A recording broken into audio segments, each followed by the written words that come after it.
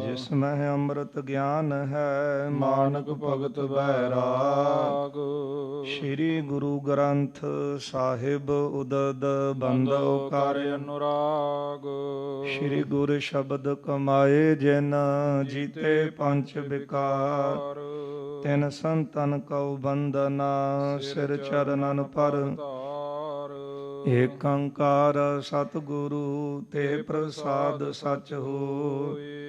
ਵਾਹਿਗੁਰੂ ਜੀ ਕੀ ਫਤਿਹ ਹੈ ਵਿਘਨ ਵਿਨਾਸ਼ਨ ਸੋਇ। ਏਕੰਕਾਰ ਸਤਿਗੁਰੂ ਤੇ ਪ੍ਰਸਾਦ ਸਚ ਹੋਇ। ਵਾਹਿਗੁਰੂ ਜੀ ਕੀ ਫਤਿਹ ਹੈ ਵਿਘਨ ਵਿਨਾਸ਼ਨ ਸੋਇ। ਸਤਨਾਮ ਵਾਹਿਗੁਰੂ ਸਾਹਿਬ ਜੀ। ਇਮ ਚਿਤ ਹੈ ਪਾਪ ਕਿਮ ਹੋਏ ਅਨਰਥ। ਜਿਨ ਕੇ ਰਠਤਨਾ ਸਭ ਹੈ ਬਿਅਰਥ। ਇਮ ਚਿਤ ਹੈ ਪਾਪ ਕਿਮ ਹੋਏ ਅਨਰਥ। ਵਾਹਿਗੁਰੂ ਜੀ ਕਾ ਖਾਲਸਾ ਵਾਹਿਗੁਰੂ ਜੀ ਕੀ ਫਤਿਹ। ਜੁਗ ਜੁਗ ਅਟਲ ਚਵਰ ਛਤਰ ਤਖਤ ਜੀ ਦੇ ਮਾਲਕ ਦਸਾਂ ਹੀ ਪਾਤਸ਼ਾਹੀਆਂ ਕੀ ਆਤਮਕ ਜੋਤ ਧੰਨ ਧੰਨ ਸਾਹਿਬ ਸ੍ਰੀ ਗੁਰੂ ਗ੍ਰੰਥ ਸਾਹਿਬ ਮਹਾਰਾਜ ਸੱਚੇ ਪਾਤਸ਼ਾਹ ਜੀ ਦੀ ਪਾਵਨ ਪਵਿੱਤਰ ਹਜ਼ੂਰੀ ਅੰਦਰ ਗੁਰਦੁਆਰਾ ਮੰਜੀ ਸਾਹਿਬ ਦੀਵਾਨ ਹਾਲ ਸੱਚਖੰਡ ਸ੍ਰੀ ਹਰਿਮੰਦਰ ਸਾਹਿਬ ਸ੍ਰੀ ਅੰਮ੍ਰਿਤਸਰ ਸਾਹਿਬ ਜੀ ਵਿਖੇ ਦਿਨ ਦੇ ਚੌਥੇ ਪਹਿਰ ਦੇ ਸੁੰਦਰ ਦੀਵਾਨ ਚੱਲ ਰਹੇ ਹਨ। ਸਜੇ ਹੋਏ ਦੀਵਾਨਾਂ ਅੰਦਰ ਦਾਸ ਤੋਂ ਪਹਿਲਾਂ ਤੀ ਸਨਮਾਨਯੋਗ ਰਾਗੀ ਸਿੰਘਾਂ ਪਾਸੋਂ ਆਪ ਸੰਗਤਾਂ ਨੇ ਅੰਮ੍ਰਿਤਮਈ ਇਲਾਹੀ ਗੁਰਬਾਣੀ ਦਾ ਕੀਰਤਨ ਸਰਵਣ ਕੀਤਾ ਹੈ। ਸਾਧ ਸੰਗਤ ਜੀਓ, ਅੱਜ ਜਗਤ ਗੁਰੂ ਧੰਨ ਗੁਰੂ ਸ੍ਰੀ ਗੁਰੂ ਅਮਰਦਾਸ ਮਹਾਰਾਜ ਸੱਚੇ ਪਾਤਸ਼ਾਹ ਜੀ ਦੀ ਗੁਰਤਾ ਗੱਦੀ ਦਿਵਸ ਹੈ। ਸਾਰੀਆਂ ਹੀ ਸੰਗਤਾਂ ਨੂੰ ਸਤਿਗੁਰੂ ਜੀ ਦੇ ਗੁਰਿਆਈ ਗੁਰਪੁਰਬ ਦੀਆਂ ਬਹੁਤ ਬਹੁਤ ਵਧਾਈਆਂ ਹੋਵਣ। ਧੰਨ ਗੁਰੂ ਸ੍ਰੀ ਗੁਰੂ ਅਮਰਦਾਸ ਸਾਹਿਬ ਸੱਚੇ ਪਾਤਸ਼ਾਹ ਮਹਾਰਾਜ ਪਹਿਲਾਂ ਸਤਿਗੁਰੂ ਜੀ ਗੰਗਾ ਇਸ਼ਨਾਨ ਵਾਸਤੇ ਜਾਂਦੇ ਸਨ। ਜਦੋਂ ਆਪ 21ਵੀਂ ਵਾਰ ਗੰਗਾ ਇਸ਼ਨਾਨ ਤੋਂ ਵਾਪਸ ਆ ਰਹੇ ਸਨ ਤੇ ਆਪ ਜੀ ਨੂੰ ਰਸਤੇ ਵਿੱਚ ਇੱਕ ਸਾਧੂ ਮਿਲਿਆ। ਰਸਤੇ ਵਿੱਚ ਗੱਲਾਂ ਬਾਤਾਂ ਕਰਦਿਆਂ ਆਪ ਜੀ ਦੇ ਨਾਲ ਘਰ ਪਹੁੰਚ ਜਾਂਦਾ ਹੈ। ਪ੍ਰਸ਼ਾਦਾ ਪਾਣੀ ਛਕਿਆ। ਘਰ ਦੇ ਚੁਬਾਰੇ ਦੇ ਉੱਤੇ ਬਿਰਾਜ ਗਏ ਨੇ ਤੇ ਉਹ ਸਾਧੂ ਨੇ ਆਪ ਜੀ ਨੂੰ ਪੁੱਛਿਆ ਕਿ ਆਪ ਜੀ ਦਾ ਗੁਰੂ ਕੌਣ ਹੈ। ਬਾਬਾ ਅਮਰਦਾਸ ਜੀ ਨੇ ਉਸ ਵੇਲੇ ਉੱਤਰ ਦਿੱਤਾ ਕਿ ਹਲੇ ਤੱਕ ਗੁਰੂ ਧਾਰਿਆ ਨਹੀਂ, ਗੁਰੂ ਦੀ ਭਾਲ ਵਿੱਚ ਹਾਂ। ਉਹ ਜਿਹੜਾ ਸੀ ਸਾਧੂ ਉਸੇ ਵੇਲੇ ਉੱਠਿਆ, ਤਰਬਕ ਕੇ ਉੱਠ ਕੇ ਪੁੱਛਦਾ, ਕਹਿਣ ਲੱਗਾ ਕਿ ਹਲੇ ਤੱਕ ਗੁਰੂ ਧਾਰਿਆ ਨਹੀਂ, ਨਿਗੁਰੇ ਹੋ। ਕਹਿਣ ਲੱਗੇ ਗੁਰੂ ਦੀ ਭਾਲ 'ਚ ਹਾਂ। ਕਹਿਣ ਲੱਗਾ ਕਿ ਮੇਰਾ ਤਾਂ ਸਾਰਾ ਕੀਤਾ ਜਪ ਤਪ ਬਿਰਥਾ ਚਲਾ ਗਿਆ। ਮੈਂ ਇੱਕ ਨਿਗੁਰੇ ਦੇ ਹੱਥੋਂ ਪਾਣੀ ਛਕਿਆ, ਭੋਜਨ ਛਕਿਆ ਤੇ ਮੇਰਾ ਸਾਰਾ ਜੀਵਨ ਬਿਰਥਾ ਜਾ ਰਿਹਾ ਹੈ। ਹੁਣ ਮੈਂ ਇੱਕ ਪਲ ਵੀ ਇੱਥੇ ਬਤੀਤ ਨਹੀਂ ਕਰ ਸਕਦਾ। ਉਸੇ ਵੇਲੇ ਉੱਠ ਕੇ ਉਹ ਚਲਾ ਗਿਆ। ਬਾਬਾ ਅਮਰਦਾਸ ਜੀ ਦੇ ਹਿਰਦੇ ਵਿੱਚ ਇਹ ਜਿਹੜੇ ਬੋਲ ਸਨ ਤੀਰ ਵਾਂਗੂ ਲੱਗੇ। ਸਾਰੀ ਰਾਤ ਜਿਹੜੀ ਸੀ ਉਹ ਜਾਗਦਿਆਂ ਬਤੀਤ ਕੀਤੀ ਕਿ ਹਾਲੇ ਤੱਕ ਗੁਰੂ ਦੀ ਪ੍ਰਾਪਤੀ ਨਹੀਂ ਹੋਈ। ਮਨਾ ਸਾਰੀ ਉਮਰ ਬਤੀਤ ਹੋ ਚੱਲੀ ਹੈ। ਸਵੇਰ ਦਾ ਸਮਾਂ ਸੀ। ਘਰ ਦੇ ਵਿੱਚ ਹੀ ਆਪ ਜੀ ਦੇ ਭਰਾ ਦੇ ਪੁੱਤਰ ਦੇ ਨਾਲ ਭਾਈ ਜੱਸੂ ਦੇ ਨਾਲ ਵਿਆਹੀ ਹੋਈ ਧੰਨ ਗੁਰੂ ਅੰਗਦ ਦੇਵ ਸਾਹਿਬ ਜੀ ਦੀ ਸਪੁੱਤਰੀ ਬੀਬੀ ਅਮਰੋ ਅੰਮ੍ਰਿਤ ਵੇਲੇ ਲੱਸੀ ਰਿੜਕ ਰਹੀ ਸੀ। ਦਹੀਂ ਰਿੜਕਦਿਆਂ ਤੇ ਅੰਮ੍ਰਿਤ ਵੇਲੇ ਪਾਵਨ ਬਚਨ ਪੜ੍ਹ ਰਹੀ ਸੀ। ਕਰਨੀ ਕਾਗਦ ਮਨ ਮਸਵਾਣੀ ਬੁਰਾ ਭਲਾ ਦੋਏ ਲੇਖ ਪਏ। ਜਿਉਂ ਜਿਉਂ ਕਿਰਤ ਚਲਾਏ ਤਿਉਂ ਚੱਲੀਐ ਤਉ ਗੁਣ ਨਾਹੀ ਅੰਤ ਹਰੇ। ਇਸ ਪਾਵਨ ਸ਼ਬਦ ਦੀਆਂ ਅਖੀਰਲੀਆਂ ਪੰਕਤੀਆਂ ਨੇ ਭਇਆ ਮਨੂਰ ਕੰਚਨ ਫਿਰ ਹੋਵੈ ਜੇ ਗੁਰ ਮਿਲੈ ਤਨੇਹਾ। ਏਕ ਨਾਮ ਅੰਮ੍ਰਿਤੋ ਦੇਵੈ ਤਉ ਨਾਨਕ ਤ੍ਰਿਸ਼ਟ ਸਦੇਹਾ। ਬਾਬਾ ਅਮਰਦਾਸ ਜੀ ਕੰਨਾਂ ਦੇ ਵਿੱਚ ਇਹ ਬੋਲ ਸੁਣੇ, ਮਨ ਨੂੰ ਇੰਜ ਪ੍ਰਤੀਤ ਹੋਇਆ ਕਿ ਜਿਸ ਤਰ੍ਹਾਂ ਕਿਸੇ ਮਰਦੇ ਹੋਏ ਦੇ ਮੂੰਹ ਦੇ ਵਿੱਚ ਕੋਈ ਅੰਮ੍ਰਿਤ ਦੀਆਂ ਬੂੰਦਾਂ ਚੋ ਦਵੇ। ਅੰਮ੍ਰਿਤਮਈ ਪਾਵਨ ਬਚਨ ਸੁਣ ਕੇ ਬੀਬੀ ਅਮਰੋ ਨੂੰ ਪੁੱਛਦੇ ਨੇ, ਕਹਿਣ ਲੱਗੇ, ਧੀਏ ਇਹ ਪਾਵਨ ਵਾਕ ਕਿਸ ਦੇ ਨੇ? ਤੇ ਬੀਬੀ ਅਮਰੋ ਨੇ ਕਿਹਾ, ਪਿਤਾ ਜੀ ਇਹ ਬਚਨ ਗੁਰੂ ਨਾਨਕ ਸਾਹਿਬ ਜੀ ਦੇ ਨੇ। ਉਹਨਾਂ ਦੀ ਗੱਦੀ ਤੇ ਹੁਣ ਪਿਤਾ ਗੁਰੂ ਅੰਗਦ ਦੇਵ ਸਾਹਿਬ ਜੀ ਬਿਰਾਜਮਾਨ ਨੇ। ਕਹਿੰਦੇ ਨੇ, ਧੀਏ ਮੈਨੂੰ ਹੁਣੇ ਪੂਰੇ ਸਤਿਗੁਰੂ ਦੀ ਸ਼ਰਨ ਦੇ ਵਿੱਚ ਲੈ ਚੱਲ। ਮੇਰੇ ਕੋਲੋਂ ਹੁਣ ਇੱਕ ਖਿਣ ਵੀ ਜਿਹੜਾ ਹੈ ਉਹ ਗੁਰੂ ਤੋਂ ਦੂਰ ਜਿਹੜਾ ਹੈ ਉਹ ਲੰਘਾਉਣਾ ਔਖਾ ਹੈ। ਬੀਬੀ ਅਮਰੋ ਜੀ ਨੇ ਕਿਹਾ ਕਿ ਪਿਤਾ ਜੀ ਨੇ ਤੋਰਨ ਲੱਗਿਆਂ ਕਿਹਾ ਸੀ, ਧੀਏ ਬਿਨਾਂ ਬੁਲਾਇਆ ਘਰੇ ਆਉਣਾ ਨਹੀਂ, ਬਿਨਾਂ ਸੁਨੇਹਾ ਭੇਜਿਆ ਘਰੇ ਨਹੀਂ ਆਉਣਾ, ਤੇ ਜੇ ਮੈਂ ਇਸ ਤਰ੍ਹਾਂ ਜਾਵਾਂਗੀ ਤੇ ਪਿਤਾ ਜੀ ਨਾਰਾਜ਼ ਹੋਣਗੇ। ਬਾਬਾ ਅਮਰਦਾਸ ਜੀ ਕਹਿੰਦੇ ਨੇ ਕਿ ਤੇਰੀ ਤਰਫੋਂ ਮੈਂ ਮੁਆਫੀ ਮੰਗਾਂਗਾ, ਇੱਕ ਵਾਰ ਮੇਰੇ ਕਹਿਣ ਤੇ ਸਤਿਗੁਰੂ ਕੋਲ ਲੈ ਚੱਲ। ਬੀਬੀ ਅਮਰੋ ਜੀ ਧੰਨ ਗੁਰੂ ਅਮਰਦਾਸ ਜੀ ਨੂੰ ਨਾਲ ਲੈ ਕੇ ਪਿਤਾ ਗੁਰੂ ਅੰਗਦ ਦੇਵ ਸਾਹਿਬ ਜੀ ਦੇ ਕੋਲ ਖਡੂਰ ਸਾਹਿਬ ਦੀ ਪਾਵਨ ਧਰਤੀ ਤੇ ਆਏ।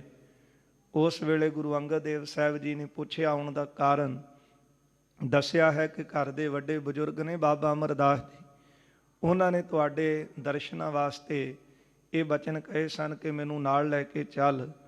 ਗੁਰੂ ਅੰਗਦ ਦੇਵ ਸਾਹਿਬ ਮਹਾਰਾਜ ਦੇਖ ਕੇ ਬਾਬਾ ਅਮਰਦਾਸ ਜੀ ਨੂੰ ਕੁੜਮਾਚਾਰੀ ਸੀ, ਧੀ ਵਿਆਹੀ ਸੀ, ਇਸ ਰਿਸ਼ਤੇ ਨੂੰ ਮੁੱਖ ਰੱਖਦਿਆਂ ਹੋਇਆਂ ਉੱਠ ਕੇ ਅਦਬ ਦੇਣ ਲੱਗੇ ਨੇ, ਗਲੇ ਲਾਉਣ ਲੱਗੇ ਨੇ ਬਾਬਾ ਅਮਰਦਾਸ ਜੀ ਨੂੰ। ਉਸ ਵੇਲੇ ਬਾਬਾ ਅਮਰਦਾਸ ਜੀ ਨੇ ਗਲੇ ਨਹੀਂ ਲੱਗੇ, ਸਗੋਂ ਗੁਰੂ ਅਮਰਦਾਸ ਮਹਾਰਾਜ ਦੇ ਚਰਨ ਫੜ ਲਏ। ਕਹਿਣ ਲੱਗੇ, ਸਤਿਗੁਰੂ ਮੈਂ ਹੁਣ ਦੁਨਿਆਵੀ ਰਿਸ਼ਤੇ ਨੂੰ ਮੁੱਖ ਰੱਖ ਕੇ ਨਹੀਂ ਆਇਆ, ਮੈਂ ਇੱਕ ਸਿੱਖ ਦੀ ਭਾਵਨਾ ਲੈ ਕੇ ਆਇਆ, ਤੇ ਮੈਨੂੰ ਕਿਰਪਾ ਕਰਕੇ ਆਪਣਾ ਸਿੱਖ ਬਣਾ ਲਓ। ਤੇ ਗੁਰੂ ਅੰਗਦ ਦੇਵ ਸਾਹਿਬ ਜੀ ਨੇ ਉਸ ਵੇਲੇ ਬਚਨ ਕਹੇ, ਭਲੇ ਸਮੇਂ ਆਏ ਹੋ ਪੁਰਖਾ, ਜੇ ਕਿਸੇ ਨੇ ਕੁਝ ਪ੍ਰਾਪਤ ਕੀਤਾ ਹੈ ਤੇ ਸੇਵਾ ਕਰਕੇ ਕੀਤਾ ਹੈ। ਸੇਵਾ ਕਰੋ, ਸੇਵਾ ਦੇ ਨਾਲ ਸਭ ਕੁਝ ਪ੍ਰਾਪਤ ਹੁੰਦਾ ਹੈ। ਉਸ ਦਿਨ ਤੋਂ ਬਾਬਾ ਅਮਰਦਾਸ ਜੀ ਨੇ ਸੰਗਤ ਜੀ ਔਖੀ ਤੋਂ ਔਖੀ ਜਿਹੜੀ ਸੇਵਾ ਸੀ ਉਹ ਘਾਲਣਾ, ਉਹ ਕਮਾਈ ਆਪਾਂ ਇਤਿਹਾਸ ਵਿੱਚ ਸਰਵਣ ਕਰਦੇ ਹਾਂ ਕਿ ਦਿਨ ਰਾਤ ਇੱਕ ਕਰ ਦਿੱਤਾ। ਸਗੋਂ ਸਰਦੀਆਂ ਦੇ ਸਮੇਂ ਵੀ, ਜਿਹੜੇ ਸਮੇਂ ਸਰਦੀਆਂ ਦੇ ਵਿੱਚ ਬਜ਼ੁਰਗਾਂ ਲਈ ਔਖੇ ਹੁੰਦੇ ਨੇ ਬਾਹਰ ਨਿਕਲਣਾ, ਆਪ ਜੀ ਨੇ ਗਾਗਰ ਸਿਰ ਤੇ ਰੱਖਣੀ, ਬਿਆਸਾ ਦਰਿਆ ਤੋਂ ਜਲ ਭਰ ਕੇ ਲਿਆਉਣਾ, ਗੁਰੂ ਅੰਗਦ ਦੇਵ ਸਾਹਿਬ ਜੀ ਦਾ ਪਹਿਰ ਰਾਤ ਰਹਿੰਦੇ ਇਸ਼ਨਾਨ ਕਰਾਉਣਾ, ਫਿਰ ਲੱਕੜਾਂ ਲੈ ਕੇ ਆਉਣੀਆਂ, ਸੰਗਤਾਂ ਵਾਸਤੇ ਲੰਗਰ ਤਿਆਰ ਕਰਨਾ, ਸੰਗਤਾਂ ਦੇ ਜੋੜੇ ਝਾੜਨੇ। ਜਦੋਂ ਸੰਗਤ ਅੰਦਰ ਬੈਠਣੀ ਤੇ ਆਪ ਜੀ ਨੇ ਬਾਹਰ ਸੰਗਤਾਂ ਦੇ ਜੋੜਿਆਂ ਵਿੱਚ ਆਪਣਾ ਨਿਵਾਸ ਰੱਖਣਾ। ਇਉਂ ਸੇਵਾ ਕਰਦਿਆਂ ਕਰਦਿਆਂ ਜਦੋਂ ਸਾਲ ਬੀਤਿਆ, ਗੁਰੂ ਅੰਗਦ ਦੇਵ ਸਾਹਿਬ ਜੀ ਨੇ ਇੱਕ ਸਿਰੋਂ ਪਾਉ ਬਖਸ਼ਿਆ। ਬਾਬਾ ਅਮਰਦਾਸ ਜੀ ਨੇ ਉਹ ਸਿਰੋਂ ਪਾਉ ਲੈ ਕੇ ਆਪਣੇ ਸਿਰ ਤੇ ਸਜਾ ਲਿਆ। ਇਉਂ ਸੇਵਾ ਕਰਦਿਆਂ 12 ਸਾਲ ਬਤੀਤ ਹੋਣ ਤੇ ਆਏ। ਰਾਤ ਦਾ ਸਮਾਂ ਸੀ, ਹਨੇਰੀ ਰਾਤ ਸੀ। ਬਿਆਸਾ ਦਰਿਆ ਤੋਂ ਜਲ ਗਾਗਰ ਵਿੱਚ ਭਰਿਆ। ਬਿਆਸਾ ਤੋਂ ਵਾਪਸ ਮੁੜੇ ਨੇ। ਰਸਤੇ ਵਿੱਚ ਜਲਾਈ ਦੀ ਖੱਡੀ ਜਿਹੜੀ ਸੀ, ਉੱਥੇ ਆਪ ਜੀ ਦਾ ਪੈਰ ਅਟਕਿਆ। ਆਪ ਜੀ ਹੇਠਾਂ ਡਿੱਗਦੇ ਨੇ, ਪਰ ਪਾਣੀ ਦੀ ਗਾਗਰ ਹੇਠਾਂ ਨਹੀਂ ਡਿੱਗਣ ਦਿੱਤੀ।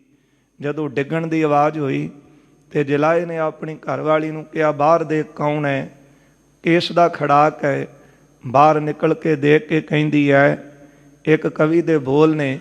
ਕਹਿਣ ਲੱਗੀ, ਜੇ ਅਮਰੂ ਨਿਥਾਵਾਂ ਹੋਗਾ, ਸਦਾ ਭਟਕਤਾ ਹੈ ਫਿਰਤਾ, ਨਾ ਕਬਹੂ ਚੈਨ ਕਰਤਾ।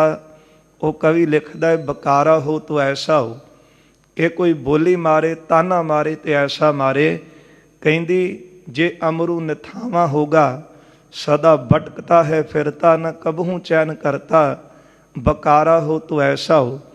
ਅੱਗੋਂ ਸੁਣ ਕੇ ਬਾਬਾ ਅਮਰਦਾਸ ਜੀ ਨੇ ਬੋਲ ਕਹੇ, ਐ ਦੀਵਾਨੀ, क्या भक्ति है गुरु की शान में, उसी दम हो गई पागल, इशारा हो तो ऐसा हो।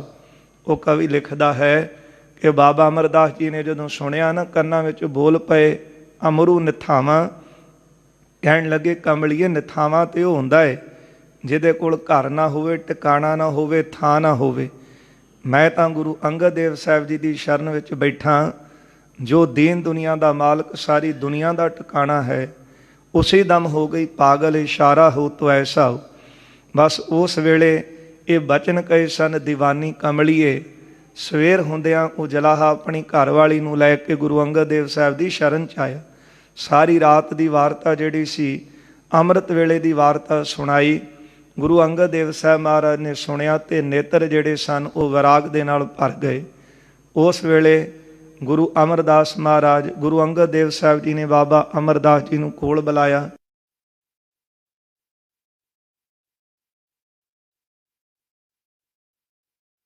ਤੇ 1609 ਸਨ 1552 ਬਾਬਾ ਬੁੱਢਾ ਸਾਹਿਬ ਜੀ ਪਾਸੋਂ ਆਪ ਜੀ ਨੂੰ ਗੁਰਤਾ ਗੱਦੀ ਦਾ ਤਿਲਕ ਲਵਾਇਆ ਅਤੇ ਗੁਰਤਾ ਗੱਦੀ ਦਾ ਤਿਲਕ ਦੇ ਕੇ 12 ਬਖਸ਼ਿਸ਼ਾਂ ਕੀਤੀਆਂ। ਤੁਮ ਹੋ ਨਿਮਾਣਿਓ ਕੀ ਮਾਣ, ਨਿਤਾਣਿਓ ਕੀ ਤਾਣ, ਨਿਓਟਿਓ ਕੀ ਓਟ, ਨਿਧਰਿਆਂ ਦੀ ਧਰ, ਨਿਪਤਿਆਂ ਦੀ ਪੱਤ, ਨਿਗਤਿਆਂ ਦੀ ਗੱਤ, ਗਈ ਬਹੋੜ, ਦਾਤਾ ਬੰਦੀ ਛੋੜ।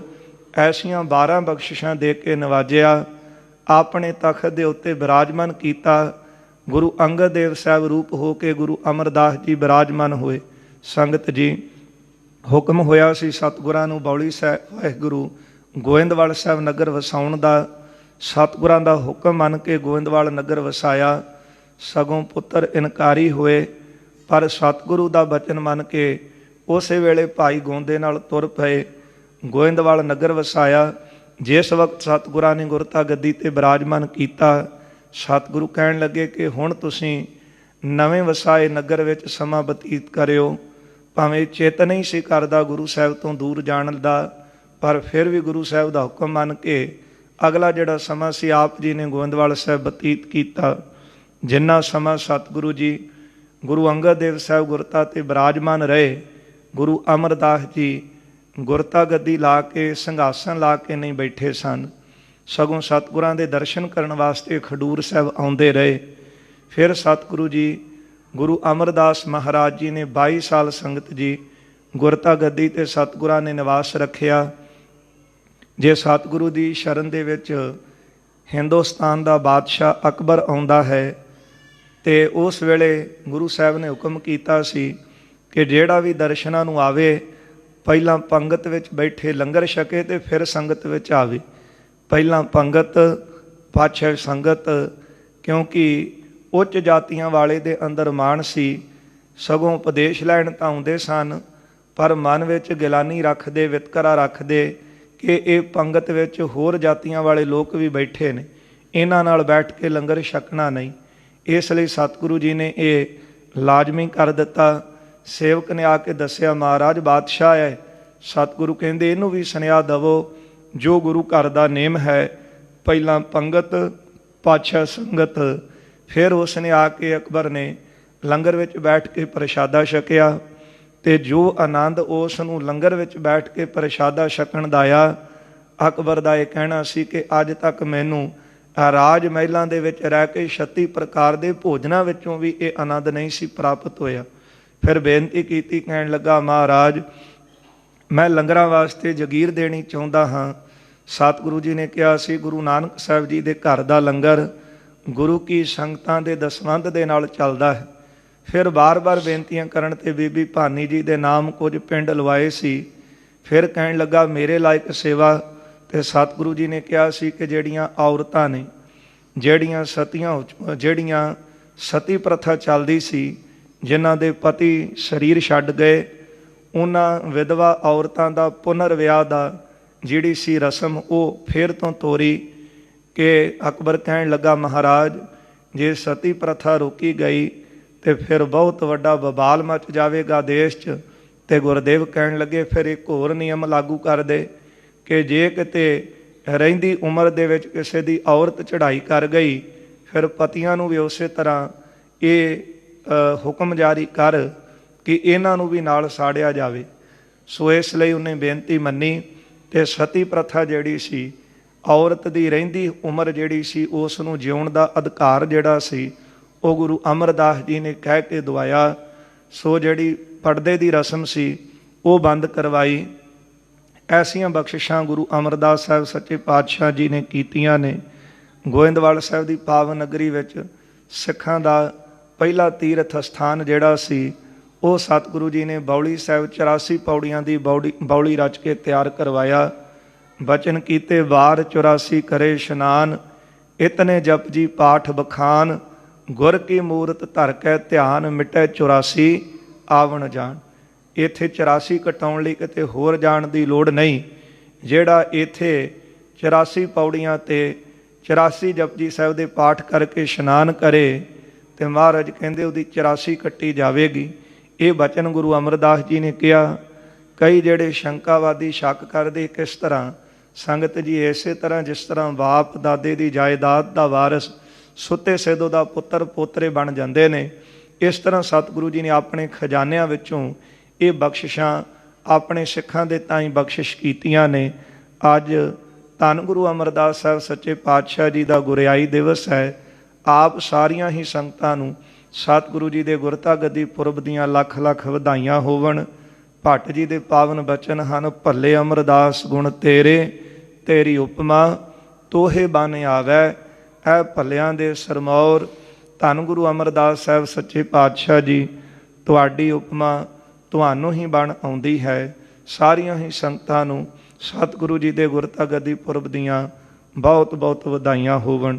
ਆਓ ਗੁਰ ਸੰਗਤ ਜੀ, ਜੋ ਚੱਲ ਰਹੀ ਲੜੀਵਾਰ ਗੁਰ ਇਤਿਹਾਸ ਦੀ ਕਥਾ ਆਪਾਂ ਸਰਵਣ ਕਰਦੇ ਆ ਰਹੇ ਹਾਂ।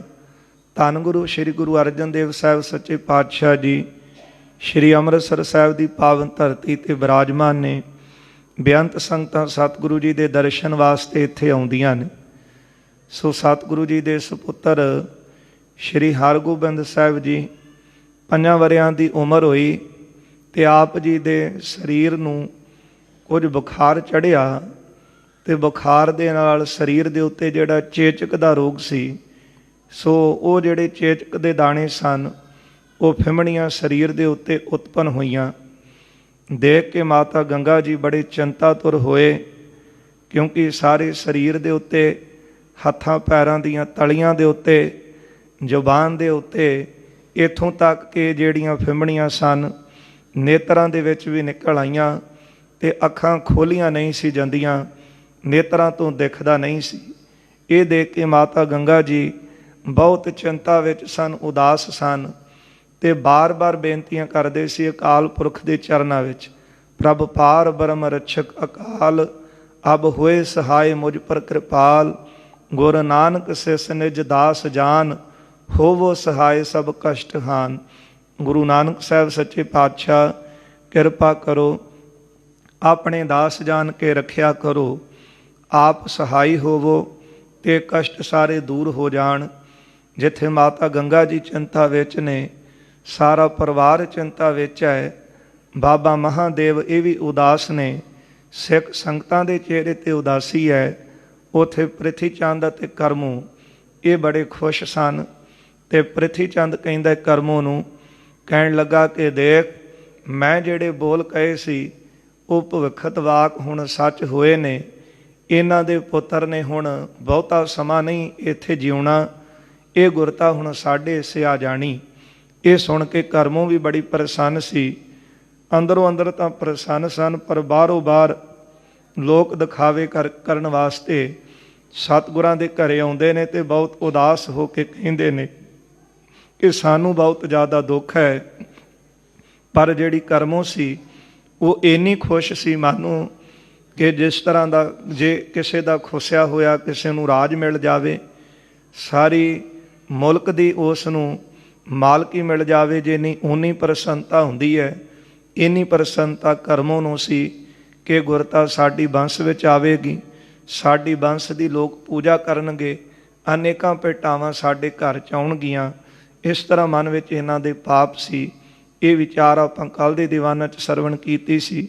ਆਓ ਗੁਰੂ ਸੰਗਤ ਜੀ, ਜਿਸ ਤਰ੍ਹਾਂ ਕਿ ਲੜੀਵਾਰ ਸਤਿਗੁਰੂ ਜੀ ਦੇ ਜੀਵਨ ਕੌਤਕਾਂ ਦੀ ਕਥਾ ਆ ਰਹੀ ਹੈ, ਮਨ ਬਿਰਤੀਆਂ ਗੁਰੂ ਚਰਨਾਂ ਵਿੱਚ ਜੋੜ ਕੇ ਸਤਿਗੁਰੂ ਜੀ ਦੇ ਜੀਵਨ ਕੌਤਕਾਂ ਦੀ ਅੰਮ੍ਰਿਤਮਈ ਕਥਾ ਸਰਵਣ ਕਰਕੇ ਲਾਹੇ ਪ੍ਰਾਪਤ ਕਰੀਏ।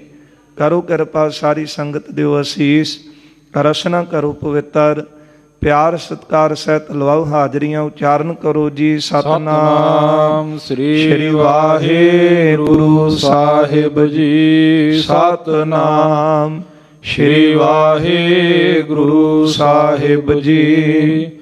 ਇਮ ਚਿਤ ਹੈ ਪਾਪ ਕਿਮ ਹੋਏ ਅਨਰਥ।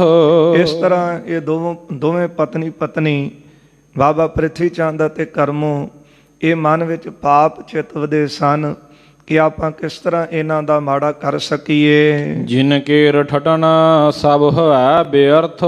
ਪਰ ਜੋ ਅਕਾਲ ਪੁਰਖ ਨੂੰ ਭਾਵਦਾ ਹੁੰਦਾ ਤੇ ਉਹ ਹੈ ਨਾ, ਜਿਨ੍ਹਾਂ ਦੇ ਸਾਰੇ ਕੀਤੇ ਹੋਏ ਯਤਨ ਜਿਹੜੇ ਨੇ ਉਹ ਬਿਰਥੇ ਹੀ ਜਾਣਗੇ। ਵੱਡ ਪ੍ਰੀਤ ਪਾਪ ਸੋ ਦਿਵਸ ਰਹਿਣ। ਦਿਨ ਰਾਤ ਵੱਡੇ ਪਾਪਾਂ ਦੇ ਨਾਲ ਪ੍ਰੇਮ ਕਰਦੇ ਹਨ। ਪਰ ਹੈ ਸੋ ਨਰਕ ਇਮ ਜਾਨ ਭੈਣ। ਪਰ ਜਿਹੜਾ ਪਾਪ ਕਰਦਾ ਹੈ ਅਖੀਰ ਪਾਪਾਂ ਨੂੰ ਕਮਾਉਣ ਕਰਕੇ ਉਹ ਨਰਕਾਂ ਵੱਲ ਜਾਂਦਾ ਹੈ। ਪਰ ਜਿਸ ਵੇਲੇ ਉਹ ਪਾਪ ਕਰਦਾ ਹੈ ਉਸ ਵੇਲੇ ਉਹਨੂੰ ਭੈ ਨਹੀਂ ਹੁੰਦਾ, ਡਰ ਨਹੀਂ ਹੁੰਦਾ। ਕਾਰਨ ਕਿਉਂਕਿ ਸਰੀਰ ਤੰਦਰੁਸਤ ਹੋਣ ਕਰਕੇ, ਘਰ ਵਿੱਚ ਸਾਰੇ ਪਦਾਰਥ ਹੋਣ ਕਰਕੇ, ਕਈ ਵਾਰੀ ਬੰਦੇ ਕੋਲ ਰਾਜ ਗੱਦੀ ਹੋਵੇ, ਨੌਕਰ ਚਾਕਰ ਹੋਣ, ਸੇਵਕ ਹੋਣ, ਤੇ ਉਹਨੂੰ ਆਪਣੀ ਮੌਤ ਹੀ ਭੁੱਲ ਜਾਂਦੀ ਹੈ ਕਿ ਮੈਂ ਵੀ ਗਿਣਤੀ ਦੇ ਸਵਾਸ ਲੈ ਕੇ ਸੰਸਾਰ ਦੇ ਵਿੱਚ ਆਇਆ। ਜਦੋਂ ਉਹ ਰਾਜ ਗੱਦੀ 'ਤੇ ਬੈਠਦਾ ਹੈ ਫਿਰ ਸਾਰੇ ਹੀ ਭੈ ਦੂਰ ਕਰ ਦਿੰਦਾ ਹੈ ਕਿ ਹੋ ਸਕਦਾ ਹੈ ਕਿ ਜਿੰਨੇ ਮਨੁੱਖ ਮੇਰੀ ਸੇਵਾ ਦੇ ਵਿੱਚ ਨੇ ਇਹ ਮੇਰੀ ਰੱਖਿਆ ਵਾਸਤੇ ਹਨ। ਪਰ ਗੁਰਦੇਵ ਦਾ ਪਾਵਨ ਫਰਮਾਨ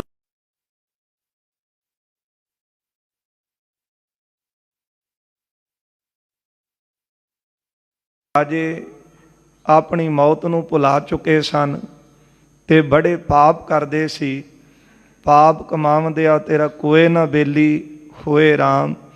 ਜਿਹੜਾ ਪਾਪ ਕਰਦਾ ਹੈ, ਪਾਪ ਪਿਆਰਾ ਲੱਗਦਾ, ਅਖੀਰ ਨੂੰ ਦਾ ਬੇਲੀ ਹੁੰਦਾ ਕੋਈ ਨਹੀਂ। ਗੁਰੂ ਅਰਜਨ ਦੇਵ ਸਾਹਿਬ ਜੀ ਦੇ ਪਾਵਨ ਬਚਨ ਹਨ, ਬਹੁ ਯਤਨ ਕਰਤਾ ਬਲਵੰਤ ਕਾਰੀ, ਸੇਵੰਤ ਸੂਰਾ ਚਤੁਰ ਦਸੈ, ਬਿਖਮ ਥਾਨ ਬਸੰਤ ਊਚੈ, ਨੈ ਸਿਮਰੰਤ ਮਰਣੰ ਕਦਾਂਚੈ। ਪਰੀਸ਼ਤ ਵਰਗੇ ਰਾਜੇ ਹੋਏ ਜਿਨ੍ਹਾਂ ਨੇ ਆਪਣੇ ਮਹਿਲ, ਸ਼ੀਸ਼ ਮਹਿਲ ਗੰਗਾ ਦੀਆਂ ਲਹਿਰਾਂ ਦੇ ਵਿੱਚ ਪਾਏ ਸਨ। ਹੋਵੰਤ ਆ ਗਿਆ ਭਗਵਾਨ ਪੁਰਖੈ, ਨਾਨਕ ਕੀਟੀ ਸਾਸ ਕਰ ਖਤੇ। ਜਦੋਂ ਅਕਾਲ ਪੁਰਖ ਦੀ ਆਗਿਆ ਹੋਈ, ਇੱਕ ਕੀੜੀ ਨੇ ਹੀ ਇਹਦੇ ਸਾਹ ਜਿਹੜੇ ਸੀ ਉਹ ਖਿੱਚ ਲਏ ਸਨ। ਇਸ ਲਈ ਵੱਡੇ ਵੱਡੇ ਲੋਕਾਂ ਅੱਗੇ ਇਤਿਹਾਸ ਗਵਾਹੀ ਭਰਦਾ ਹੈ ਕਿ ਭਾਈ ਬੰਦੇ ਬਣੋ। ਇੱਥੇ ਤਾਂ ਵੱਡੇ ਵੱਡੇ ਉਹ ਰਾਜੇ ਨਹੀਂ ਰਹੇ ਜਿਨ੍ਹਾਂ ਦੇ ਵੱਡੇ ਵੱਡੇ ਰਾਜ ਸਨ, ਤੇ ਤੁਸੀਂ ਕਿੱਥੇ ਰਹਿਣਾ ਹੈ। ਪਰ ਮਨੁੱਖ ਜਿਹੜਾ ਹੈ ਜਦੋਂ ਉਹ ਸੁੱਖ ਸਹੂਲਤਾਂ ਪ੍ਰਾਪਤ ਕਰ ਲੈਂਦਾ ਹੈ ਫਿਰ ਆਪਣੀ ਮੌਤ ਨੂੰ ਭੁਲਾ ਕੇ ਬਹੁਤੇ ਪਾਪ ਕਰਦਾ ਹੈ। ਪਾਪ ਕਰਨ ਲੱਗਿਆਂ ਉਹਦੇ ਅੰਦਰੋਂ ਭੈ ਦੂਰ ਹੋ ਜਾਂਦੇ ਨੇ, ਬੜਾ ਬੇਖੌਫ ਹੋ ਜਾਂਦਾ ਹੈ ਕਿ ਜੋ ਮੈਂ ਕਰਨ ਲੱਗਾ ਇਹ ਸਹੀ ਹੈ। ਪਰ ਗੁਰਦੇਵ ਦਾ ਪਾਵਨ ਫਰਮਾਨ ਹੈ, ਪਾਪ ਬੁਰਾ ਪਾਪੀ ਕੋ ਪਿਆਰਾ। ਉਹਨੂੰ ਪਿਆਰਾ ਲੱਗਦਾ ਹੈ ਪਰ ਕੀਤਾ ਹੋਇਆ ਪਾਪ ਉਸ ਨੂੰ ਨਰਕਾਂ ਵੱਲ ਲੈ ਕੇ ਜਾਂਦਾ ਹੈ। ਇਨਕਾ ਆਨੰਦ ਦੁਰ ਦੁਰ ਕਰੰਤ। ਪਰ ਜਿਹੜਾ ਪਾਪ ਕਰਦਾ ਹੈ ਉਹਦੇ ਮਨ ਦੇ ਵਿੱਚ ਤਾਂ ਆਨੰਦ ਹੁੰਦਾ ਹੈ, ਪਰ ਜਿਹੜੀ ਪ੍ਰਜਾ ਹੈ ਨਾ ਉਹ ਪਾਪ ਕਰਨ ਵਾਲੇ ਨੂੰ ਬਹੁਤ ਬੁਰਾ ਕਹਿੰਦੀ ਹੈ। ਪਰ ਉਸ ਵੇਲੇ ਉਹਨੂੰ ਭੁੱਲਿਆ ਹੁੰਦਾ ਸਭ ਕੁਝ। ਇਸ ਲਈ ਸਾਰਾ ਕੁਝ ਪ੍ਰਾਪਤ ਤਾਂ ਹੋਇਆ ਹੁੰਦਾ ਪਰਉਪਕਾਰ ਵਾਸਤੇ, ਕਿਉਂਕਿ ਜੇ ਜੀਵ ਨੇ ਪਰਉਪਕਾਰ ਕੀਤਾ ਉਹਨੂੰ ਸੁੱਖ ਦੀ ਪ੍ਰਾਪਤੀ ਹੋਈ ਹੈ। ਅਤੇ ਮਨੁੱਖ ਨੂੰ ਇਹ ਬਿਰਤੀ ਬਣਾਉਣੀ ਚਾਹੀਦੀ ਹੈ ਕਿ ਉਹਦੀ ਪਰਉਪਕਾਰੀ ਬਿਰਤੀ ਹੋਵੇ। ਜੇ ਉਹਨੂੰ ਕੁਝ ਪ੍ਰਾਪਤ ਹੋਇਆ ਤਾਂ ਹੋਰ ਪਰਉਪਕਾਰ ਕਰੇ ਜਿਹਦੇ ਨਾਲ ਮੈਨੂੰ ਹੋਰ ਇਹਦੇ ਨਾਲੋਂ ਵੱਧ ਸੁੱਖਾਂ ਦੀ ਪ੍ਰਾਪਤੀ ਹੋ ਸਕੇ। ਪਰ ਜਦੋਂ ਕੁਝ ਪ੍ਰਾਪਤ ਹੁੰਦਾ ਤਪੋਂ ਰਾਜ ਪ੍ਰਾਪਤ ਹੋਣ ਕਰਕੇ ਉਹ ਬਹੁਤਾ ਫਿਰ ਜ਼ੁਲਮ ਕਰਦਾ ਹੈ। ਜਿਸ ਜ਼ੁਲਮ ਨੂੰ ਦੇਖ ਕਰਕੇ ਲੋਕ ਉਸ ਨੂੰ ਬੁਰਾ ਕਹਿੰਦੇ ਹਨ। ਬਹੁ ਦੁਸ਼ਟ ਬੁੱਧ ਪਰ ਦੁਖ ਚਾਹੰਤ। ਦੁਸ਼ਟ ਬੁੱਧੀ ਹੋਣ ਕਰਕੇ ਦੂਜੇ ਨੂੰ ਉਹ ਦੁੱਖ ਦੇਣਾ ਚਾਹੁੰਦੇ ਹਨ। ਇਸ ਲੋਕ ਅਜਸੁ ਨਹਿ ਡਰਹਿ ਕੂਰ। ਇਸ ਲੋਕ ਵਿੱਚ ਜਦੋਂ ਉਹਦਾ ਆਪਜਸ ਹੁੰਦਾ ਹੈ ਨਾ ਪਾਪ ਕਰਨ ਵਾਲੇ ਦਾ, ਉਹ ਥੋੜ੍ਹਾ ਜਿਹਾ ਮਨੁੱਖ ਡਰਦਾ ਨਹੀਂ, ਕਿਉਂਕਿ ਇਹ ਜਿਹੜਾ ਐਸ਼ਵਰਜ ਹੈ, ਵਿਭੂਤੀ ਹੈ, ਵੀ ਇੱਕ ਨਸ਼ਾ ਹੈ।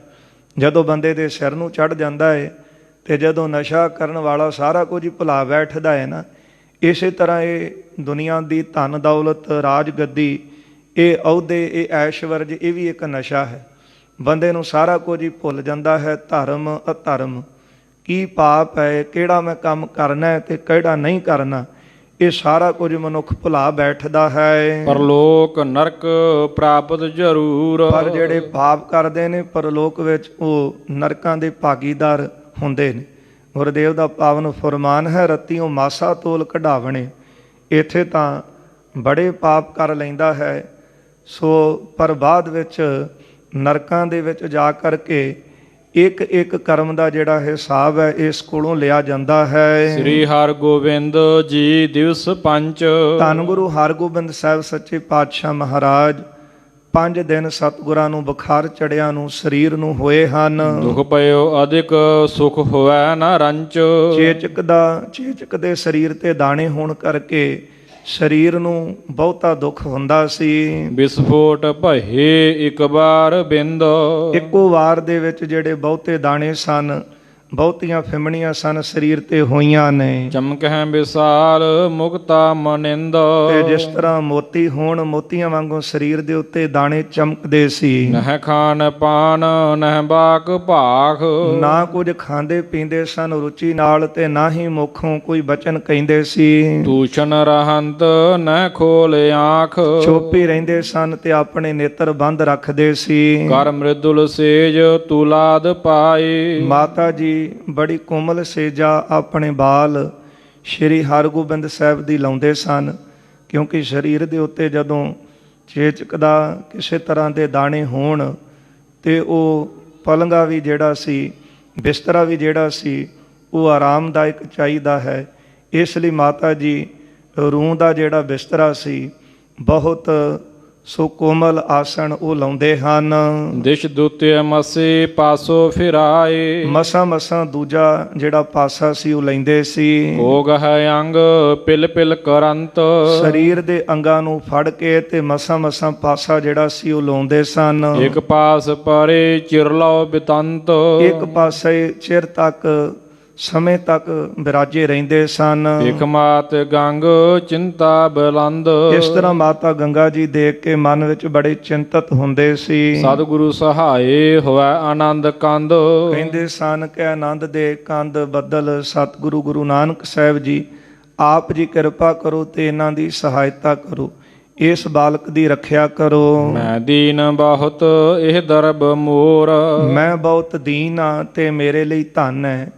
ਜਿਸ ਤਰ੍ਹਾਂ ਕਿਸੇ ਗਰੀਬ ਦਾ ਧਨ ਉਹਦੇ ਲਈ ਸਭ ਕੁਝ ਹੁੰਦਾ ਹੈ, ਇਸ ਲਈ ਮਾਤਾ ਜੀ ਕਹਿੰਦੇ ਨੇ ਕਿ ਮੈਂ ਬਹੁਤ ਗਰੀਬ ਹਾਂ, ਮੇਰੇ ਲਈ ਮੇਰਾ ਪੁੱਤਰ ਸ਼੍ਰੀ ਹਰਗੋਬਿੰਦ ਸਾਹਿਬ ਇਹੋ ਹੀ ਮੇਰੇ ਲਈ ਧਨ ਹਨ।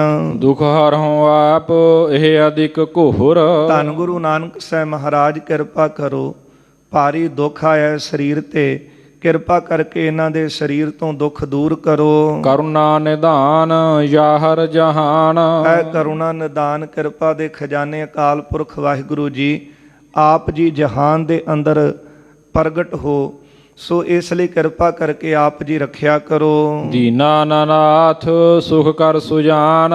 ਗਰੀਬਾਂ ਦੇ ਦਾਸ ਸੋ ਚਤੁਰ ਸਰੂਪ ਅਤੇ ਗਰੀਬਾਂ ਨੂੰ ਸੁਖ ਦੇਣ ਵਾਲੇ ਦੀਨਾਨਾਥ ਜੀ ਕਿਰਪਾ ਕਰੋ। ਦਿਨ ਰੈਣ ਬੈਣ ਬਿਨ ਚੈਨ ਏਵ। ਦਿਨ ਰਾਤ ਇਸ ਤਰ੍ਹਾਂ ਬੇਨਤੀਆਂ ਕਰਦੇ ਨੇ, ਪਰ ਆਪਣਾ ਜਿਹੜਾ ਚਿੱਤ ਸੀ ਉਹ ਬਿਨਾਂ ਚੈਨ ਤੋਂ ਸੀ। ਗੰਗਾ ਪੁਨੰਤ ਜਸੁਦੇਵ ਦੇਵ। ਇਸ ਤਰ੍ਹਾਂ ਦੇਵਾਨ ਦੇਵ, ਦੇਵਤਿਆਂ ਦੇ ਵੀ ਦੇਵਤੇ ਅਕਾਲ ਪੁਰਖ ਵਾਹਿਗੁਰੂ ਦੇ ਚਰਨਾਂ ਦੇ ਵਿੱਚ ਬੇਨਤੀਆਂ ਕਰਦੇ ਨੇ, ਪਰਮੇਸ਼ਰ ਦਾ ਜਸ ਗਾਉਂਦੇ।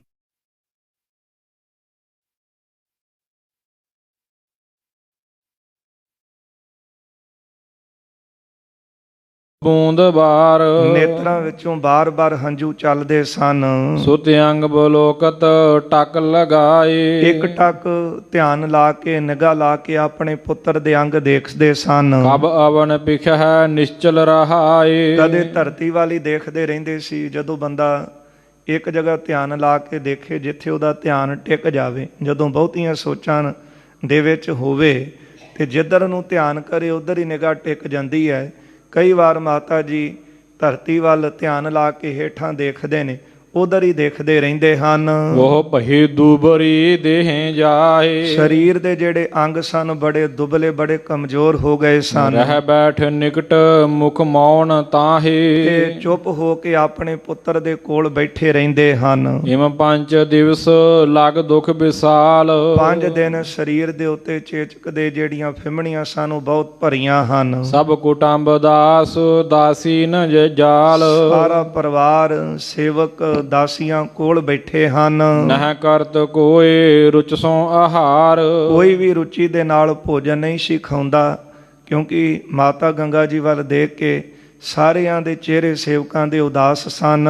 ਉਦ ਬਿਗਨ ਹਿਰਦੇ ਕਰਨ ਹੈ ਸੰਭਾਰ, ਚਿੱਤ ਵਿਆਕੁਲ ਸਨ ਤੇ ਆਪਣੇ ਆਪੇ ਦੀ ਸੰਭਾਲ ਨਹੀਂ ਸੀ।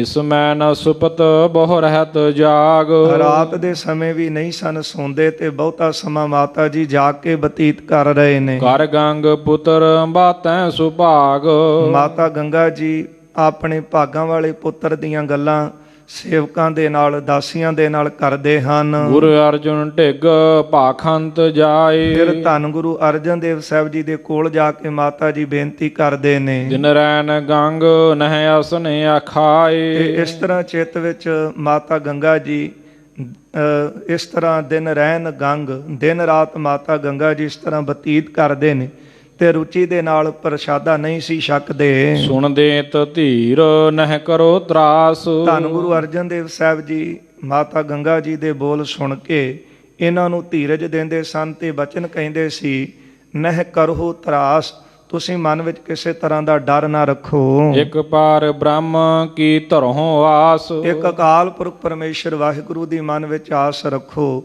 ਉਹ ਪਰਮੇਸ਼ਰ ਵਾਹਿਗੁਰੂ ਤੇ ਭਰੋਸਾ ਰੱਖੋ। ਗੁਰੂ ਨਾਨਕ ਇਨਕੇ ਨਿਤ ਸਹਾਈ, ਧੰਨ ਗੁਰੂ ਨਾਨਕ ਸਾਹਿਬ ਜੀ ਆਪ ਬਾਲ ਸ਼੍ਰੀ ਹਰਗੋਬਿੰਦ ਸਾਹਿਬ ਦੀ ਸਹਾਇਤਾ ਕਰਨਗੇ। ਜਿਨ ਨਾਮ ਜਪੇ ਸਭ ਕਸ਼ਟ ਜਾਏ, ਜਿਨ੍ਹਾਂ ਸਤਿਗੁਰਾਂ ਦਾ ਨਾਮ ਲਿਆ ਸਾਰੇ ਕਸ਼ਟ ਦੂਰ ਹੋ ਜਾਂਦੇ ਨੇ। ਤਾਰਿਆ ਜਹਾਨ ਲਹਿਆ ਅਭਿਮਾਨ, ਜਿਨੀ ਦਰਸ਼ਨ ਪਾਇਆ ਜਿਨੀ ਤੁਧ ਨੂੰ ਧਨ ਕਹਿਆ, ਤਿਨ ਜਮ ਨੇੜ ਨਾ ਆਇਆ। ਜਿਨ੍ਹਾਂ ਸਤਿਗੁਰਾਂ ਦਾ ਨਾਮ ਲਿਆ ਜਸ ਸੁਣਿਆ ਸਾਰੇ ਦੁੱਖ ਦੂਰ ਹੋ ਜਾਂਦੇ ਹਨ। ਬਹੁ ਇਸ ਪ੍ਰਕਾਰ ਤਿਸ ਕੋ ਸੁਨਾਏ, ਇਸ ਤਰ੍ਹਾਂ ਧੰਨ ਗੁਰੂ ਅਰਜਨ ਦੇਵ ਸਾਹਿਬ ਜੀ ਮਾਤ ਗੰਗਾ ਜੀ ਨੂੰ ਧੀਰਜ ਦਿੰਦੇ ਸੀ। ਹਹ ਏਕ ਪੁੱਤਰ ਕਿਮ ਚੈਨ ਪਾਏ, ਫਿਰ ਮਾਤਾ ਜੀ ਕਹਿੰਦੇ ਕਿ ਕੋਈ ਇੱਕ ਪੁੱਤਰ ਹੈ ਘਰ ਵਿੱਚ, ਤੇ ਜਿਹਦੇ ਘਰ ਇੱਕ ਪੁੱਤਰ ਹੋਵੇ ਉਹਦੇ ਵੀ ਸਰੀਰ ਤੇ ਕੋਈ ਦੁੱਖ ਆਇਆ ਹੋਵੇ, ਫਿਰ ਮਾਂ ਨੂੰ ਕਿਸ ਤਰ੍ਹਾਂ ਚੈਨ ਆਵੇ, ਕਿਉਂਕਿ ਉਹ ਤਾਂ ਪੁੱਤਰ ਦੀ ਖੁਸ਼ੀ ਵਿੱਚ ਹੀ ਮਾਂ ਦੀ ਖੁਸ਼ੀ ਹੈ। ਤੇ ਜਦੋਂ ਦੁੱਖ ਸਰੀਰ ਤੇ ਦੇਖਿਆ ਤੇ ਹੁਣ ਮਾਤਾ ਜੀ ਨੂੰ ਕਿਸ ਤਰ੍ਹਾਂ ਚੈਨ ਆਵੇ।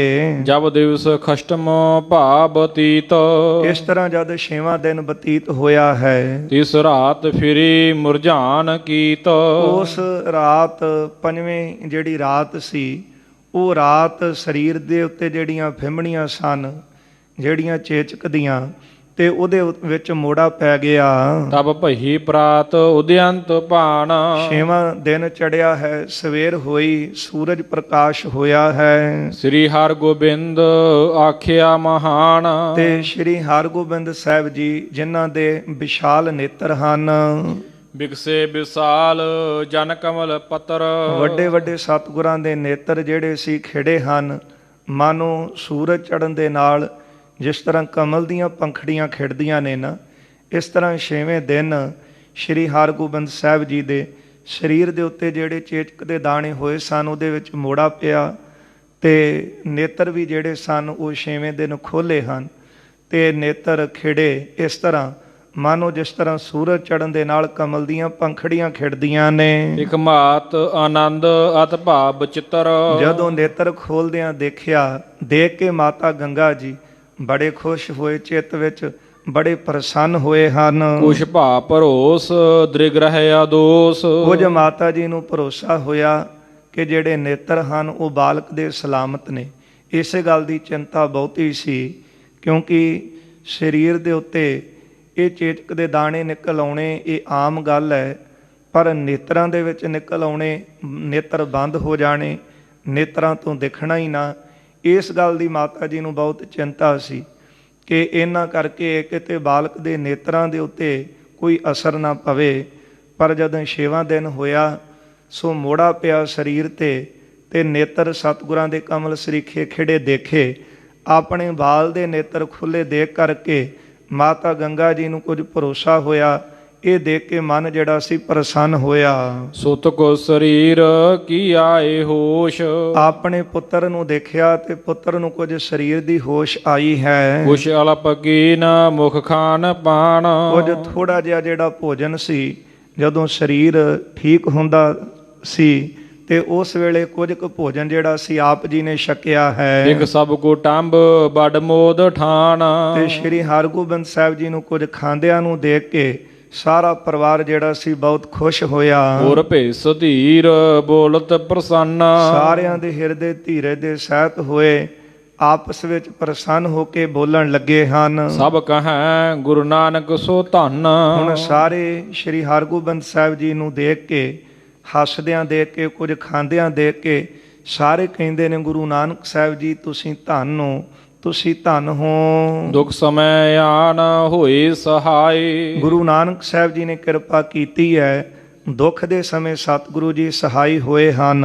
ਨਿਜ ਦਾਸ ਜਾਨ ਲੀਨਸ ਬਚਾਏ, ਆਪਣਾ ਦਾਸ ਜਾਣ ਕੇ, ਸੇਵਕ ਜਾਣ ਕੇ ਗੁਰੂ ਨਾਨਕ ਸਾਹਿਬ ਜੀ ਨੇ ਬਚਾਇਆ ਹੈ। ਸੁਧ ਸੁਨ ਮਹਾਦੇਵ ਸੁਧ ਹੇਤ ਆਏ, ਸਤਿਗੁਰੂ ਜੀ ਦੇ ਤੰਦਰੁਸਤ ਹੋਣ ਦੀ ਖਬਰ ਬਾਬਾ ਮਹਾਦੇਵ ਨੇ ਸੁਣੀ ਹੈ, ਉਹ ਵੀ ਸੁਣ ਕੇ ਆਏ ਹਨ। ਨਿਤ ਚਿੰਤ ਕਰਤ ਸੁਖ ਕੋ ਮਨਾਏ, ਜਿਨ੍ਹਾਂ ਦੇ ਚਿੱਤ ਵਿੱਚ ਬੜੀ ਚਿੰਤਾ ਸੀ, ਸਤਿਗੁਰੂ ਜੀ ਦੇ ਬਾਲ ਸਤਿਗੁਰਾਂ ਦੇ ਠੀਕ ਹੋਣ ਦੀ ਖਬਰ ਸੁਣੀ ਹੈ ਤੇ ਚਿੱਤ ਵਿੱਚ ਬੜਾ ਸੁਖ ਮਨਾਇਆ ਹੈ। ਗੁਰੂ ਅਰਜੁਨ ਢਿੱਗ ਬੈਠਿਓ ਸੋ ਆਏ, ਬਾਬਾ ਮਹਾਦੇਵ ਜੀ ਆਪਣੇ ਛੋਟੇ ਭਰਾ ਧੰਨ ਗੁਰੂ ਅਰਜਨ ਦੇਵ ਸਾਹਿਬ ਜੀ ਦੇ ਕੋਲ ਆ ਕੇ ਬੈਠੇ ਹਨ। ਕਰ ਨਮੋ ਸਹਿਤ ਆਦਰ ਬਿਠਾਈ, ਸਤਿਗੁਰੂ ਜੀ ਨੇ ਵੱਡਾ ਭਰਾ ਜਾਣ ਕੇ ਬਾਬੇ ਮਹਾਦੇਵ ਨੂੰ ਨਮਸਕਾਰ ਕੀਤੀ ਹੈ, ਬੜੇ ਆਦਰ ਦੇ ਨਾਲ, ਸਤਿਕਾਰ ਦੇ ਨਾਲ ਕੋਲ ਬਿਠਾ ਲਿਆ ਹੈ। ਸੁਧ ਦੇਹੋਂ ਬਾਲ ਕੀ ਸੁਖ ਸਰੀਰ, ਬਾਬਾ ਮਹਾਦੇਵ ਸਤਿਗੁਰਾਂ ਨੂੰ ਕਹਿੰਦੇ ਨੇ ਕਿ ਬਾਲ ਜੀ ਦੀ ਖਬਰ ਦੇਵੋ, ਉਹਨਾਂ ਦੀ ਸੁਧ ਦੇਵੋ, ਹੁਣ ਉਹਨਾਂ ਦੇ ਸਰੀਰ ਦਾ ਕੀ ਹਾਲ ਹੈ। ਹਮ ਸੁਣੀ ਅਬੈ ਮਿਟ ਗਈ ਸੋ ਪੀਰ, ਮੈਂ ਸੁਣਿਆ ਸੇਵਕਾ ਪਾਸੋਂ ਕਿ ਸਰੀਰ ਦੇ ਉੱਤੇ ਜਿਹੜੀ ਪੀੜਾ ਸੀ ਹੁਣ ਉਹ ਦੂਰ ਹੋਈ ਹੈ। ਵਿਸਫੋਟ ਹੈ ਕਿਸ ਬਿਦ ਬਤਾਏ, ਜਿਹੜੇ ਸਰੀਰ ਦੇ ਉੱਤੇ ਫਿਮਣੀਆਂ ਸਨ ਉਹਨਾਂ ਉੱਤੇ ਵੀ ਹੁਣ ਮੋੜਾ ਪਿਆ ਹੈ। ਬਾਰ ਬਚੇ ਨੇਤਰ ਸੁਭ ਮੁਖ ਸੁਹਾਏ, ਇਹ ਵੀ ਸੁਣਿਆ ਹੈ ਕਿ ਬਾਲਕ ਦੇ ਨੇਤਰ ਜਿਹੜੇ ਨੇ ਉਹ ਸਲਾਮਤ ਨੇ, ਉਹਨਾਂ ਦਾ ਸੋਹਣਾ ਮੁਖੜਾ ਜਿਹੜਾ ਉਹ ਠੀਕ ਹੈ। ਸੁਣ ਸਰੋਣ ਗੁਰੂ ਅਰਜਨ ਪਣੰਤ, ਬਾਬੇ ਮਹਾਦੇਵ ਦੇ ਬੋਲ ਗੁਰੂ ਅਰਜਨ ਦੇਵ ਸਾਹਿਬ ਜੀ ਨੇ ਕੰਨਾਂ ਨਾਲ ਸੁਣੇ ਨੇ। ਸੁਣ ਕੇ ਸਤਿਗੁਰੂ ਜੀ ਉੱਤਰ ਦਿੰਦੇ ਹਨ, ਤੁਮਹੁ ਵਿਸ਼ਾਲ ਕਰੁਣਾ ਕਰੰਤ, ਗੁਰਦੇਵ ਕਹਿੰਦੇ ਨੇ ਕਿ ਤੁਸੀਂ ਵੱਡੇ ਹੋ ਘਰ ਵਿੱਚੋਂ ਤੇ ਤੁਸੀਂ ਵੱਡਿਆਂ ਨੇ ਕਿਰਪਾ ਕੀਤੀ ਹੈ। ਤਹ ਸਕਲ ਕੁਸ਼ਲ ਸਹਜੇ ਸੁਭਾਏ, ਤੁਹਾਡੀ ਕਿਰਪਾ ਦੇ ਨਾਲ ਬਾਲ ਸ਼੍ਰੀ ਹਰਗੋਬਿੰਦ ਸਾਹਿਬ ਜੀ ਠੀਕ ਹਨ, ਉਹਨਾਂ ਦਾ ਸਰੀਰ ਤੰਦਰੁਸਤ ਹੈ। ਉਪਜੰਤ ਮੋਦ ਨਹਿ ਬਿਗਨ ਆਏ, ਤੇ ਹੁਣ ਉਪਜੰਤ ਮੋਦ ਨਹਿ ਬਿਗਨ ਆਏ, ਕੋਈ ਵੀ ਬਿਗਨ ਸਰੀਰ ਤੇ ਨਹੀਂ ਆਇਆ। ਇਸ ਕਰਕੇ ਸਾਰਿਆਂ ਦੇ ਹਿਰਦੇ ਹੁਣ ਪ੍ਰਸੰਨ ਹਨ। ਅਬ ਮੁਰੀ ਸੀਤਲਾ ਸਭ ਸਰੀਰ, ਜਿਹੜੀ ਚੇਚਕ ਸੀ ਉਹ ਮੁੜ ਗਈ ਹੈ ਤੇ ਹੁਣ ਸਰੀਰ ਜਿਹੜਾ ਉਹ ਸਲਾਮਤ ਹੈ। ਮੁਰਝਾਏ ਸਕਲ ਵਿਸਫੋਟ ਪੀਰ, ਜਿਹੜੇ ਸਰੀਰ ਦੇ ਉੱਤੇ ਦਾਣੇ ਸਨ ਉਹ ਸਾਰੇ ਮੁਰਝਾ ਗਏ ਹਨ। ਦੀਨਾਨਾਥ ਹੋਏ ਸਹਾਈ, ਦੀਨਾਂ ਦੇ ਨਾਥ ਅਕਾਲ ਪੁਰਖ ਵਾਹਿਗੁਰੂ ਜੀ ਸਹਾਈ ਹੋਏ ਹਨ। ਦ੍ਰਿਗ ਲਏ ਆਪ ਕਰਦਾ ਬਚਾਈ, ਅਕਾਲ ਪੁਰਖ ਵਾਹਿਗੁਰੂ ਜੀ ਨੇ ਆਪ ਹੱਥ ਦੇ ਕੇ ਬਾਲ ਸ਼੍ਰੀ ਹਰਗੋਬਿੰਦ ਸਾਹਿਬ ਦੇ ਨੇਤਰ ਬਚਾਏ ਹਨ। ਕੁਛ ਲਗਿਓ ਕਰਨ ਅਬ ਖਾਨ ਪਾਨ, ਹੁਣ ਬਾਲ ਕੁਝ ਪ੍ਰਸ਼ਾਦਾ ਪਾਣੀ ਭੋਜਨ ਕੁਝ ਛਕਣ ਲੱਗਾ ਹੈ। ਹੋਏ ਹੈ ਅਰੋਗ ਅੰਗਨ ਮਹਾਨ, ਸਰੀਰ ਦੇ ਜਿਹੜੇ ਅੰਗ ਹਨ ਅਰੋਗ ਹੋ ਗਏ ਹਨ। ਜਬ ਆਏ ਪ੍ਰਥਮ ਸੁਦਲੇ ਨੇ ਆਪ, ਜਦੋਂ ਪਹਿਲਾਂ ਤੁਸੀਂ ਬਾਲ ਜੀ ਦੀ ਖਬਰ ਲੈਣ ਵਾਸਤੇ ਆਏ ਸੀ, ਤਬ ਥੇ ਬੇਹਾਲ ਸਭ ਤਨ ਸੰਤਾਪ, ਉਦੋਂ ਸਰੀਰ ਦੇ ਉੱਤੇ ਬਹੁਤ ਤਾਪ ਸੀ ਤੇ ਸਰੀਰ ਜਿਹੜਾ ਸੀ ਉਹ ਬੇਹਾਲ ਸੀ। ਤੁਮ ਦਇਆ ਸਾਥ ਸਭ ਸੁਖ ਸਰੀਰ, ਤੁਹਾਡੀ ਦਇਆ ਹੋਈ ਹੈ, ਕਿਰਪਾ ਹੋਈ ਹੈ, ਸਰੀਰ ਸੁਖ ਦੇ ਸਹਿਤ ਹੈ। ਅਬ ਗਹੀ ਬਹੁਤ ਮਿਟ ਅੰਕ ਅੰਗ ਪੀਰ, ਤੇ ਹੁਣ ਸਰੀਰ ਦੇ ਉੱਤੋਂ ਜਿਹੜੀ ਪੀੜਾ ਹੈ ਉਹ ਮਿਟ ਗਈ ਹੈ। ਮਹਾਦੇਵ ਹੋਇ ਕਰ ਆਨੰਦ, ਸੁਣ ਕੇ ਬਾਬਾ ਮਹਾਦੇਵ ਜੀ ਦਾ ਚਿੱਤ ਬੜਾ ਪ੍ਰਸੰਨ ਹੋਇਆ, ਕਿਉਂਕਿ ਜਿਹੜੇ ਰਿਸ਼ਤੇਦਾਰੀ ਦੇ ਵਿੱਚ ਪਰਿਵਾਰ ਨੂੰ ਆਪਣਾ ਸਮਝਦੇ ਹੋਣ ਤੇ ਉਹ ਸੁੱਖ ਦੇਖ ਕੇ ਪ੍ਰਸੰਨ ਹੁੰਦੇ ਨੇ, ਪਰ ਜਿਨ੍ਹਾਂ ਦੇ ਅੰਦਰ ਪਾਪ ਹੋਵੇ, ਲੋਭ ਹੋਵੇ, ਉਹ ਬਾਬੇ ਪ੍ਰਿਥੀ ਚੰਦ ਵਰਗੇ, ਤੇ ਉਹ ਕਿਸੇ ਦਾ ਸੁੱਖ ਦੇ ਕੇ ਕਿੱਥੇ ਜਰਦੇ ਨੇ।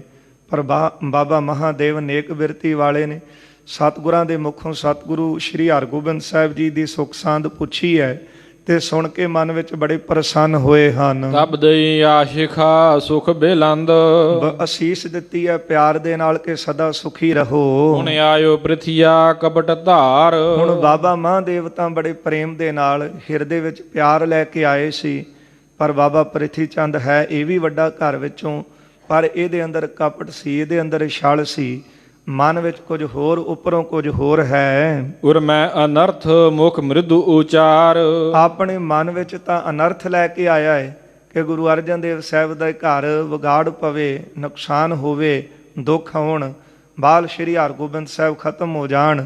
ਹਿਰਦੇ ਵਿੱਚ ਅਨਰਥ ਸੀ, ਪਰ ਮੁਖੋਂ ਬਹੁਤ ਮਿੱਠੀਆਂ ਬਾਤਾਂ ਆ ਕੇ ਬੋਲਦਾ ਹੈ। ਸਨਮਾਨ ਸਾਥ ਗੁਰ ਨ ਮਹਿ ਕੀਨਾ, ਪਰ ਸਤਿਗੁਰੂ ਗੁਰੂ ਅਰਜਨ ਦੇਵ ਸਾਹਿਬ ਜੀ ਨਿਮਰਤਾ ਦੇ ਪੁੰਜ ਬਾਬੇ ਪ੍ਰਿਥੀ ਚੰਦ ਨੂੰ ਵੱਡੇ ਭਰਾ ਦਾ ਮਾਣ ਦਿੰਦਿਆਂ ਹੋਇਆਂ ਸਤਿਗੁਰੂ ਜੀ ਨੇ ਬੜੇ ਅਦਬ ਦੇ ਨਾਲ ਨਮਸਕਾਰ ਕੀਤੀ ਹੈ। ਬਹੁ ਭਾਉ ਧਾਰ ਬੈਠਾਏ ਲੀਨਾ, ਬੜੇ ਪ੍ਰੇਮ ਦੇ ਨਾਲ ਵੱਡੇ ਭਰਾ ਪ੍ਰਿਥੀ ਚੰਦ ਨੂੰ ਕੋਲ ਬਿਠਾ ਲਿਆ। ਸੁਧ ਦੇਹੋ ਨੰਦ ਕੀ ਹੋਏ ਜੈਸ, ਪ੍ਰਿਥੀ ਚੰਦ ਪੁੱਛਦਾ ਹੈ, ਕਹਿਣ ਲੱਗਾ ਕਿ ਆਪਣੇ ਪੁੱਤਰ ਦੀ ਹੁਣ ਖਬਰਸਾਰ ਦੱਸੋ, ਹੁਣ ਉਹਦਾ ਕੀ ਹਾਲ ਹੈ। ਉਹ ਦੁਖਦ ਸੀਤਲਾ ਮਾਹੇ ਭੈ ਸੋ, ਮੈਂ ਸੁਣਿਆ ਕਿ ਸਰੀਰ ਦੇ ਉੱਤੇ ਚੇਚਕ ਦੇ ਦਾਣੇ ਹੋਣ ਕਰਕੇ ਸਰੀਰ ਇਹਨਾਂ ਦਾ ਬੜਾ ਦੁਖੀ ਸੀ। ਦ੍ਰਿਗ ਮੁੰਦੇ ਖੋਲਬੇ ਨਾਹੇ ਕੀਨਾ, ਇਹ ਵੀ ਪਤਾ ਲੱਗਾ ਕਿ ਅੱਖਾਂ ਵਿੱਚ ਦਾਣੇ ਹੋਣ ਕਰਕੇ, ਫਿਮਣੀਆਂ ਹੋਣ ਕਰਕੇ ਨੇਤਰ ਨਹੀਂ ਸੀ ਖੋਲਦੇ। ਸੁਖ ਕਰੈ ਈਸ਼ ਨਹਿ ਹੋਏ ਹੀਨਾ, ਅਕਾਲ ਪੁਰਖ ਵਾਹਿਗੁਰੂ ਪਰਮੇਸ਼ਰ ਸੁਖ ਦੇਵੇ, ਕਿਸੇ ਤਰ੍ਹਾਂ ਕਰਕੇ ਸਰੀਰ ਦਾ ਕੋਈ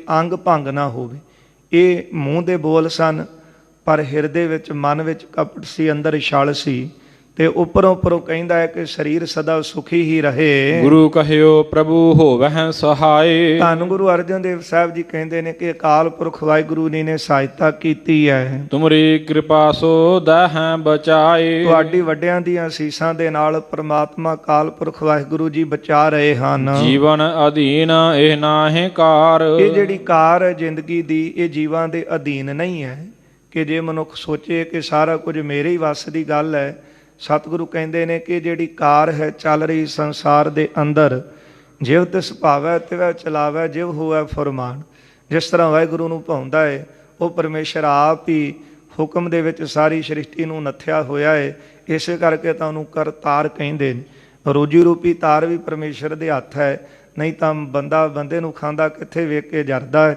ਗੁਰਦੇਵ ਕਹਿੰਦੇ ਨੇ ਕਿ ਸਾਰੇ ਸੰਸਾਰ ਦੀ ਕਾਰ ਜੀਵਾਂ ਦੇ ਹੱਥ ਵਿੱਚ ਨਹੀਂ ਹੈ। ਈਸ਼ੁਰ ਜੀਵਾਏ ਕੈ ਦੇਹ ਮਾਰ, ਹਾਂ, ਪਰਮੇਸ਼ਰ ਨੂੰ ਭਾਵੇ ਉਹ ਜੀਵਨ ਦਾਨ ਦੇਵੇ, ਜੇ ਉਹਨੂੰ ਭਾਵੇ ਤੇ ਉਹ ਮਾਰ ਦੇਵੇ।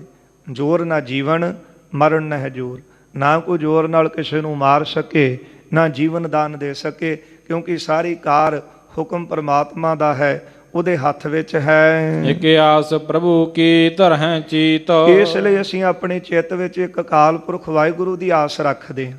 ਸਾਨੂੰ ਹੋਰ ਕਿਸੇ ਦਾ ਭਰੋਸਾ ਨਹੀਂ। ਆਸ ਭਰੋਸਾ ਖਸਮ ਕਾ, ਕਿ ਜਿਹੜਾ ਇੱਕ ਪ੍ਰਮਾਤਮਾ ਤੇ ਭਰੋਸਾ ਰੱਖਦਾ ਹੈ, ਉਹਦੀ ਰੱਖਿਆ ਕਰਨ ਵਾਲਾ ਵੀ ਪ੍ਰਮਾਤਮਾ ਅਕਾਲ ਪੁਰਖ ਹੁੰਦਾ ਹੈ, ਕਿਉਂਕਿ ਉਹਨੂੰ ਕਿਸੇ ਤੇ ਹੋਰ ਆਸ ਹੁੰਦੀ ਨਹੀਂ।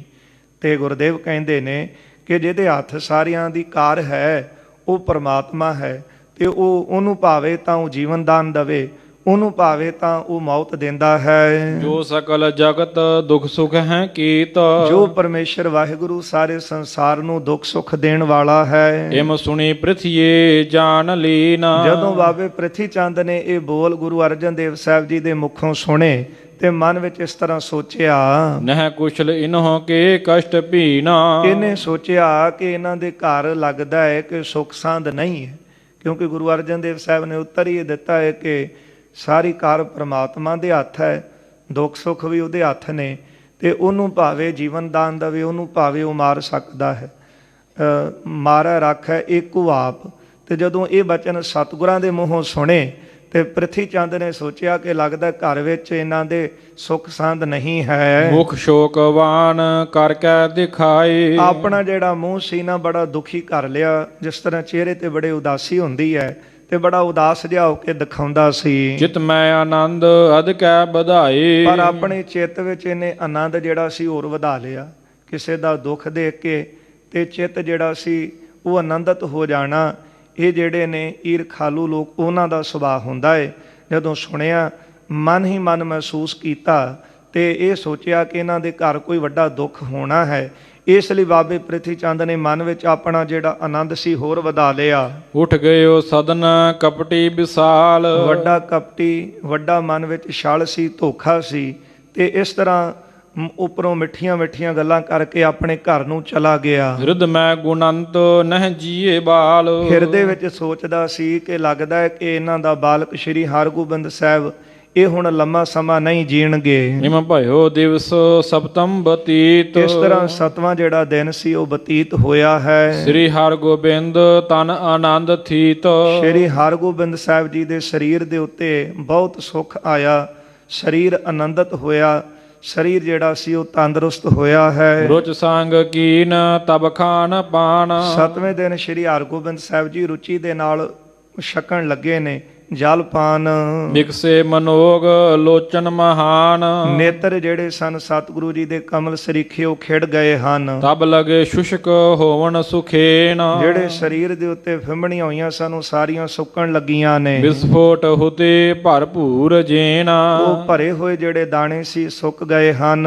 ਤਨ ਪ੍ਰਥਮ ਚਰਮ ਜੁਤ ਸ਼ੁਸ਼ਕ ਤੇ ਹੋਏ, ਪਹਿਲਾ ਉੱਪਰ ਜਿਹੜਾ ਮਾਸ ਸੀ, ਜਿਹੜੇ ਦਾਣੇ ਹੋਏ ਸਨ ਉਹ ਖੁਸ਼ਕ ਹੋਣ ਕਰਕੇ ਸਾਰੇ ਝੜ ਗਏ ਤੇ ਸਰੀਰ ਪਹਿਲਾਂ ਵਾਂਗੂ ਨਵਾਂ ਨਿਰਵਾ ਹੋ ਗਿਆ। ਸਭ ਗਏ ਉਤਰ ਨਹਿ ਦਿਖਤ ਕੋਏ, ਸਾਰੇ ਸਰੀਰ ਦੇ ਉੱਤੋਂ ਨਿਸ਼ਾਨ ਵੀ ਉਤਰ ਗਏ, ਨਹੀਂ ਸਨ ਸਰੀਰ ਦੇ ਉੱਤੇ ਹੋਰ ਦਿਸਦੇ। ਸੁਖ ਸੰਗ ਗੰਗ ਸੁਤ ਤਨ ਪਖਾਰ, ਮਾਤਾ ਗੰਗਾ ਜੀ ਨੇ ਆਪਣੇ ਪੁੱਤਰ ਦਾ ਇਸ਼ਨਾਨ ਕਰਵਾਇਆ ਸੁਖ ਦੇ ਸਹਿਤ। ਮੁਖ ਚੰਦ ਧੋਏ ਕਰ ਉਸ਼ਨ ਬਾਰ, ਚੰਦਰਮਾ ਸਰੀਖਾ ਜਿਹੜਾ ਮੁਖ ਸੀ ਉਹ ਮਾਤਾ ਜੀ ਨੇ ਬਾਲਕ ਦਾ ਧੋਤਾ ਹੈ। ਸਭ ਦਾਸ ਅਪਰ ਦਾਸੀ ਸੋ ਆਏ, ਹੋਰ ਵੀ ਸੇਵਕ ਦਾਸੀਆਂ ਜਿਹੜੀਆਂ ਸੀ ਚੱਲ ਕੇ ਆ ਗਈਆਂ। ਹਰਖਾਏ ਬਾਕੋ ਕੋ ਕਹਿ ਸੁਨਾਈ, ਤੇ ਸਾਰਿਆਂ ਨੂੰ ਪ੍ਰਸੰਨ ਕਰਕੇ ਮਾਤਾ ਜੀ ਸੁਣਾਉਂਦੇ ਹਨ। ਦੋਹਰਾ ਲਿਹੋ ਵਧਾਈ ਪੁੱਤਰ ਕੀ ਉਰ ਪ੍ਰਮੋਦ ਕੋ ਧਾਰ, ਸਾਰੇ ਆ ਕੇ ਸ਼੍ਰੀ ਹਰਗੋਬਿੰਦ ਸਾਹਿਬ ਜੀ ਦਾ ਹਾਲ ਪੁੱਛਦੇ ਨੇ ਤੇ ਮਾਤਾ ਜੀ ਦੱਸਦੇ ਹਨ ਕਿ ਹੁਣ ਸਰੀਰ ਜਿਹੜਾ ਉਹ ਤੰਦਰੁਸਤ ਹੈ। ਸੇਵਕ ਦਾਸੀਆਂ ਸਾਰੇ ਆ ਕੇ ਮਾਤਾ ਜੀ ਨੂੰ ਵਧਾਈ ਦਿੰਦੇ ਹਨ। ਜਿਤ ਕੇ ਤਿਆਤ ਉਤਸ਼ਾਹ ਤੇ ਸੁਨ ਕਰ ਨਰਗਨ ਨਾਰ, ਤੇ ਜਿੱਧਰੋਂ ਕਿੱਧਰੋਂ ਹੋਰ ਮਨੁੱਖ ਇਸਤਰੀਆਂ ਸੁਣ ਕੇ ਆਉਂਦੇ ਹਨ। ਹਰਸ਼ ਨਾਨਜ ਨੰਦ ਕੋ ਭੂਖਨ ਬਸਤਰ ਉਡਾਈ, ਮਾਤਾ ਜੀ ਨੇ ਸ਼੍ਰੀ ਹਰਗੋਬਿੰਦ ਸਾਹਿਬ ਜੀ ਦਾ ਇਸ਼ਨਾਨ ਕਰਵਾ ਕੇ ਸਰੀਰ ਦੇ ਉੱਤੇ ਸੋਹਣੇ ਬਸਤਰ, ਸੋਹਣੇ ਗਹਿਣੇ ਪਵਾਏ ਹਨ। ਮਾਤ ਹੋਤ ਬਲਿਹਾਰਨੇ ਨਮੋ ਜਨਮ ਜਨ ਪਾਈ, ਤੇ ਮਾਤਾ ਜੀ ਸੁੰਦਰ ਸਰੂਪ ਦੇਖ ਕੇ ਬਾਲ ਜੀ ਦਾ ਬੜੇ ਪ੍ਰਸੰਨ ਹੁੰਦੇ ਨੇ। ਇੰਨੇ ਪ੍ਰਸੰਨ ਨੇ ਕਿ ਮਾਨੋ ਬਾਲਕ ਦਾ ਨਵਾਂ ਜਨਮ ਹੋਇਆ ਹੋਵੇ, ਕਿਉਂਕਿ ਮਨ ਵਿੱਚ ਚਿੰਤਾ ਸੀ, ਮਨ ਬਹੁਤ ਉਦਾਸ ਸੀ। ਇਸ ਲਈ ਹੁਣ ਸਰੀਰ ਫਿਰ ਨਵਾਂ ਨਰਵਾ ਹੋਇਆ। ਇਸ਼ਨਾਨ ਕਰਵਾਇਆ, ਮਾਤਾ ਜੀ ਨੇ ਸੋਹਣੇ ਬਸਤਰ ਤਨ ਤੇ ਧਾਰਨ ਕਰਵਾਏ, ਸੋਹਣੇ ਗਹਿਣੇ ਪਵਾਏ ਹਨ। ਦੇਖ ਕੇ ਮਾਤਾ ਜੀ ਬੜੇ ਪ੍ਰਸੰਨ ਹੋਏ ਹਨ। ਸ੍ਰੀ ਅਰਜਨ ਕੇ ਨਿਕਟ ਤਬ ਲਿਆਏ ਦਾਸ ਉਠਾਈ, ਇਸ ਤਰ੍ਹਾਂ ਤਿਆਰ ਕਰਕੇ ਸ਼੍ਰੀ ਹਰਗੋਬਿੰਦ ਸਾਹਿਬ ਜੀ ਨੂੰ, ਬਾਲ ਸਤਿਗੁਰਾਂ ਨੂੰ, ਪੰਚਮ ਸਤਿਗੁਰੂ ਗੁਰੂ ਅਰਜਨ ਦੇਵ ਸਾਹਿਬ ਜੀ ਦੇ ਕੋਲ ਲੈ ਕੇ ਆਏ ਹਨ। ਪਾਦ ਪੰਕਜ ਭਗਤ ਪੰਕੇ ਪਰ ਨ ਪਾਏ, ਕਰ ਹਿਰਦੈ ਆਨੰਦ ਵਧਾਈ। ਉਸ ਵੇਲੇ ਸਤਿਗੁਰੂ ਜੀ ਦੇ ਕੋਲ ਲੈ ਕੇ ਆਏ ਹਨ ਤੇ ਪਦ ਪੰਕਜ ਪਰ ਪਾਏ ਕਰ, ਗੁਰੂ ਅਰਜਨ ਦੇਵ ਸਾਹਿਬ ਜੀ ਦੇ ਚਰਨਾਂ ਦੇ ਉੱਤੇ ਪਾ ਕੇ ਸ਼੍ਰੀ ਹਰਗੋਬਿੰਦ ਸਾਹਿਬ ਜੀ ਨੂੰ ਹਿਰਦਾ ਆਨੰਦ ਵਧਾਏ। ਸੇਵਕਾਂ ਨੇ ਹਿਰਦੇ ਦਾ ਬਹੁਤਾ ਆਨੰਦ ਵਧਾਇਆ ਹੈ। ਨੰਦਨ ਦਿਖਿਓ ਆਨੰਦ ਜੋਤ ਗੋਦ ਲੀਨ ਬੈਠਾਈ, ਧੰਨ ਗੁਰੂ ਅਰਜਨ ਦੇਵ ਸਾਹਿਬ ਜੀ ਨੇ ਆਪਣੇ ਪੁੱਤਰ ਨੂੰ ਆਨੰਦ ਦੇ ਸਹਿਤ ਦੇਖਿਆ ਹੈ। ਬੜੇ ਪ੍ਰੇਮ ਦੇ ਨਾਲ ਆਪਣੇ ਬਾਲ ਸ਼੍ਰੀ ਹਰਗੋਬਿੰਦ ਸਾਹਿਬ ਜੀ ਨੂੰ ਆਪਣੇ ਗੋਦ ਵਿੱਚ ਬਿਠਾ ਲਿਆ। ਸਿਰ ਪਰ ਧਾਰ ਕਰ ਕਮਲ ਕੋ ਆਸ਼ਿਕ ਦੀ ਹਰਖਾਈ, ਆਪਣਾ ਹਸਤ ਕਮਲ ਸਤਿਗੁਰਾਂ ਨੇ ਸ਼੍ਰੀ ਹਰਗੋਬਿੰਦ ਸਾਹਿਬ ਜੀ ਦੇ ਸਿਰ ਤੇ ਫੇਰਿਆ। ਬੜੇ ਪਿਆਰ ਦੇ ਨਾਲ ਪ੍ਰਸੰਨ ਹੋ ਕੇ ਅਸੀਸ ਦਿੱਤੀ ਹੈ। ਚਾਰ ਬਲੋਚਨ ਹੀਰ ਕਰ ਆਰ ਸੁਖ ਸਕਲ ਸਰੀਰ, ਸੁੰਦਰ ਨੇਤਰ, ਸੋਹਣਾ ਸਰੀਰ ਸ਼੍ਰੀ ਹਰਗੋਬਿੰਦ ਸਾਹਿਬ ਜੀ ਦਾ ਦੇਖ ਕੇ ਕਰਿਓ ਸ਼ਬਦ ਅਰਜਨ ਗੁਰੂ ਜੋ ਧੀਰਨ ਮਹਿ ਧੀਰ। ਜੋ ਸਤਿਗੁਰੂ ਵੱਡੇ ਧੀਰਜ ਧਾਰੀ ਨੇ, ਜਾਂ ਜੋ ਪਾਵਨ ਸਤਿਗੁਰਾਂ ਦਾ ਸ਼ਬਦ ਧੀਰਜ ਦੇਣ ਵਾਲਾ ਹੈ, ਧਰਤੀ ਨੂੰ ਵੀ ਧੀਰਜ ਦੇਣ ਵਾਲੇ ਸਤਿਗੁਰਾਂ ਨੇ ਉਚਾਰਨ ਕੀਤਾ ਹੈ। ਜਦੋਂ ਬਾਲ ਸ਼੍ਰੀ ਹਰਗੋਬਿੰਦ ਸਾਹਿਬ ਜੀ ਨੂੰ ਮਾਤਾ ਜੀ ਨੇ ਤਿਆਰ ਕੀਤਾ, ਸੇਵਕ ਸਤਿਗੁਰਾਂ ਦੇ ਕੋਲ ਲੈ ਕੇ ਆਏ ਤੇ ਮਹਾਰਾਜ ਦੇ ਚਰਨਾਂ ਤੇ ਨਮਸਕਾਰ ਕੀਤੀ ਹੈ। ਬਾਲ ਸਤਿਗੁਰਾਂ ਨੇ ਆ ਕੇ ਸਤਿਗੁਰਾਂ ਨੇ ਬੜੇ ਪਿਆਰ ਦੇ ਨਾਲ ਗੋਦ ਵਿੱਚ ਬਿਠਾਇਆ, ਅਸੀਸ ਦਿੱਤੀ ਹੈ ਪ੍ਰਸੰਨ ਹੋ ਕੇ। ਫਿਰ ਜਦੋਂ ਸਰੀਰ ਸੁੰਦਰ ਦੇਖਿਆ, ਨੇਤਰ ਕਮਲ ਵਰਗੇ ਖਿੜੇ ਦੇਖੇ, ਤੇ ਗੁਰੂ ਅਰਜਨ ਦੇਵ ਸਾਹਿਬ ਜੀ ਨੇ ਪਾਵਨ ਸ਼ਬਦ ਉਚਾਰਨ ਕੀਤਾ ਹੈ। ਸ੍ਰੀ ਮੁਖ ਵਾਕ ਸ਼੍ਰੋਮਣੀ ਸਤਿਗੁਰੂ ਗੁਰੂ ਅਰਜਨ ਦੇਵ ਸਾਹਿਬ ਜੀ ਦੇ ਮੁਖ ਦੇ ਬਚਨ ਹਨ। ਗੌੜੀ ਮਹੱਲਾ ਪੰਜਵਾ। ਇਹ ਪਾਵਨ ਸ਼ਬਦ ਜੋ ਸਤਿਗੁਰੂ ਜੀ ਨੇ ਸ਼ੁਕਰਾਨੇ ਵਜੋਂ ਉਚਾਰਿਆ ਹੈ, ਇਹ ਸ਼ਬਦ ਗੌੜੀ ਰਾਗ ਦੇ ਵਿੱਚ ਦਰਜ ਹੈ। ਮਹੱਲਾ ਪੰਜਵਾਂ। ਸ਼ਹੀਦਾਂ ਦੇ ਸਰਤਾਜ ਧੰਨ ਗੁਰੂ ਅਰਜਨ ਦੇਵ ਸਾਹਿਬ ਜੀ ਦਾ ਉਚਾਰਨ ਕੀਤਾ ਹੈ। ਨੇਤਰ ਪ੍ਰਗਾਸ ਕੀਆ ਗੁਰਦੇਵ। ਹਾਂ, ਜੋ ਸ਼੍ਰੋਮਣੀ ਗੁਰਦੇਵ ਧੰਨ ਗੁਰੂ ਨਾਨਕ ਸਾਹਿਬ ਸੱਚੇ ਪਾਤਸ਼ਾਹ ਜੀ ਦੀ ਕਿਰਪਾ ਹੋਈ ਹੈ, ਜੋ ਦੇਵਾਨ ਦੇਵ ਪ੍ਰਕਾਸ਼ ਸਰੂਪ ਸਤਿਗੁਰੂ ਗੁਰੂ ਨਾਨਕ ਸਾਹਿਬ ਜੀ ਹਨ, ਕਿਉਂਕਿ ਜੋਤ ਰੂਪ ਆਪ ਗੁਰੂ ਨਾਨਕ ਕਹਾਇਓ। ਇਸ ਲਈ ਧੰਨ ਗੁਰੂ ਨਾਨਕ ਸਾਹਿਬ ਸੱਚੇ ਪਾਤਸ਼ਾਹ ਨੇ ਕਿਰਪਾ ਕੀਤੀ ਹੈ, ਨੇਤਰ ਪ੍ਰਗਾਸ ਕੀਆ। ਇਹ ਬਾਲ ਦੇ ਜਿਹੜੇ ਕਮਲ ਸਰੀਖੇ ਨੇਤਰ ਸਨ, ਇਹਨਾਂ ਨੂੰ ਪ੍ਰਕਾਸ਼ ਕਰ ਦਿੱਤਾ ਹੈ। ਪਰਮ ਗਏ ਪੂਰਨ ਭਈ ਸੇਵ। ਅਤੇ ਪੂਰਨ ਭਈ ਸੇਵ, ਗੁਰੂ ਸਾਹਿਬ ਦੀ ਸੇਵਾ ਕੀਤੀ, ਪੂਰਨ ਹੋਈ, ਫਲੀਭੂਤ ਹੋਈ ਹੈ। ਭਰਮ ਗਏ, ਮਨ ਵਿੱਚ ਭਰਮ ਸੀ ਨਾ, ਜਦੋਂ ਸਰੀਰ ਦੇ ਉੱਤੇ ਫਿੰਮਣੀਆਂ ਹੋਈਆਂ, ਨੇਤਰਾਂ ਵਿੱਚ ਵੀ ਦਾਣੇ ਹੋਏ, ਇਹ ਮਨ ਵਿੱਚ ਭਰਮ ਸੀ ਕਿਤੇ ਨੇਤਰਾਂ ਦੀ ਰੋਸ਼ਨੀ ਨਾ ਚਲੀ ਜਾਏ। ਇਸ ਲਈ ਹੁਣ ਗੁਰੂ ਨਾਨਕ ਸਾਹਿਬ ਜੀ ਦੀ ਕਿਰਪਾ ਹੋਈ ਹੈ, ਭਰਮ ਗਏ ਪੂਰਨ ਭਈ ਸੇਵ, ਤੇ ਸਾਰੇ ਜਿਹੜੇ ਭਰਮ ਸਾਨੂੰ ਮਨ ਦੇ ਦੂਰ ਹੋ ਗਏ ਹਨ। ਰਹਾਉ ਵਿਸ਼ਰਾਮ ਦੇ ਕੇ ਬਖਸ਼ਿਸ਼ ਕਰਦੇ ਨੇ। ਸੀਤਲਾ ਤੇ ਰੱਖਿਆ ਬਿਹਾਰੀ। ਜੋ ਸਾਰੇ ਵਿਹਾਰਾਂ ਨੂੰ ਚਲਾਉਣ ਵਾਲਾ ਕੌਣ ਹੈ? ਇਹ ਜਿੰਨੇ ਵੀ ਸੰਸਾਰ ਦੇ ਕਾਰ ਵਿਵਹਾਰ ਨੇ, ਇਹਨਾਂ ਨੂੰ ਚਲਾ ਕੌਣ ਰਿਹਾ ਹੈ? ਅਕਾਲ ਪੁਰਖ ਪ੍ਰਮਾਤਮਾ ਵਾਹਿਗੁਰੂ ਜੀ ਆਪ ਚਲਾ ਰਹੇ ਨੇ। ਤੇ ਫਿਰ ਰੱਖਿਆ ਕਰਨ ਵਾਲਾ ਕੌਣ ਹੈ? ਸੀਤਲਾ ਤੇ ਰੱਖਿਆ ਬਿਹਾਰੀ, ਜਿਹੜਾ ਸਾਰੇ ਬਿਹਾਰਾਂ ਨੂੰ ਚਲਾਉਣ ਵਾਲਾ ਪਰਮਾਤਮਾ ਹੈ, ਉਹਨਾਂ ਕਿਰਪਾ ਕੀਤੀ ਹੈ। ਤੇ ਸੀਤਲਾ ਨਾਮ ਹੈ ਚੇਚਕ ਦਾ। ਇਸ ਚੇਚਕ ਤੋਂ ਅਕਾਲ ਪੁਰਖ ਵਾਹਿਗੁਰੂ ਨੇ ਕਿਰਪਾ ਕਰਕੇ ਰੱਖ ਲਿਆ ਹੈ। ਪਾਰ ਬ੍ਰਹਮ ਪ੍ਰਭ ਕਿਰਪਾ ਧਾਰੀ। ਪਾਰ ਬ੍ਰਹਮ ਪਰਮੇਸ਼ਰ ਪ੍ਰਭੂ ਨੇ ਆਪ ਕਿਰਪਾ ਕੀਤੀ ਹੈ। ਨਾਨਕ ਨਾਮ ਜਪੈ ਸੋ ਜੀਵੈ। ਜਿਹੜਾ ਅਕਾਲ ਪੁਰਖ ਵਾਹਿਗੁਰੂ ਜੀ ਦਾ ਨਾਮ ਜਪਦਾ ਹੈ, ਉਹੀ ਆਤਮਕ ਜੀਵਨ ਜਿਉਂਦਾ ਹੈ। ਸਾਧ ਸੰਗ ਹਰਿ ਅੰਮ੍ਰਿਤ ਪੀਵੈ। ਸਾਧ ਸੰਗਤ ਦੁਆਰਾ ਨਾਮ ਜਪਣ ਵਾਲੇ ਹੀ ਹਰੀ ਪ੍ਰਮਾਤਮਾ ਦੇ ਨਾਮ ਅੰਮ੍ਰਿਤ ਨੂੰ ਪੀਂਦੇ ਹਨ। ਦੋਹਰਾ ਸ੍ਰੀ ਨਾਨਕ ਗੁਰਦੇਵ ਨੇ।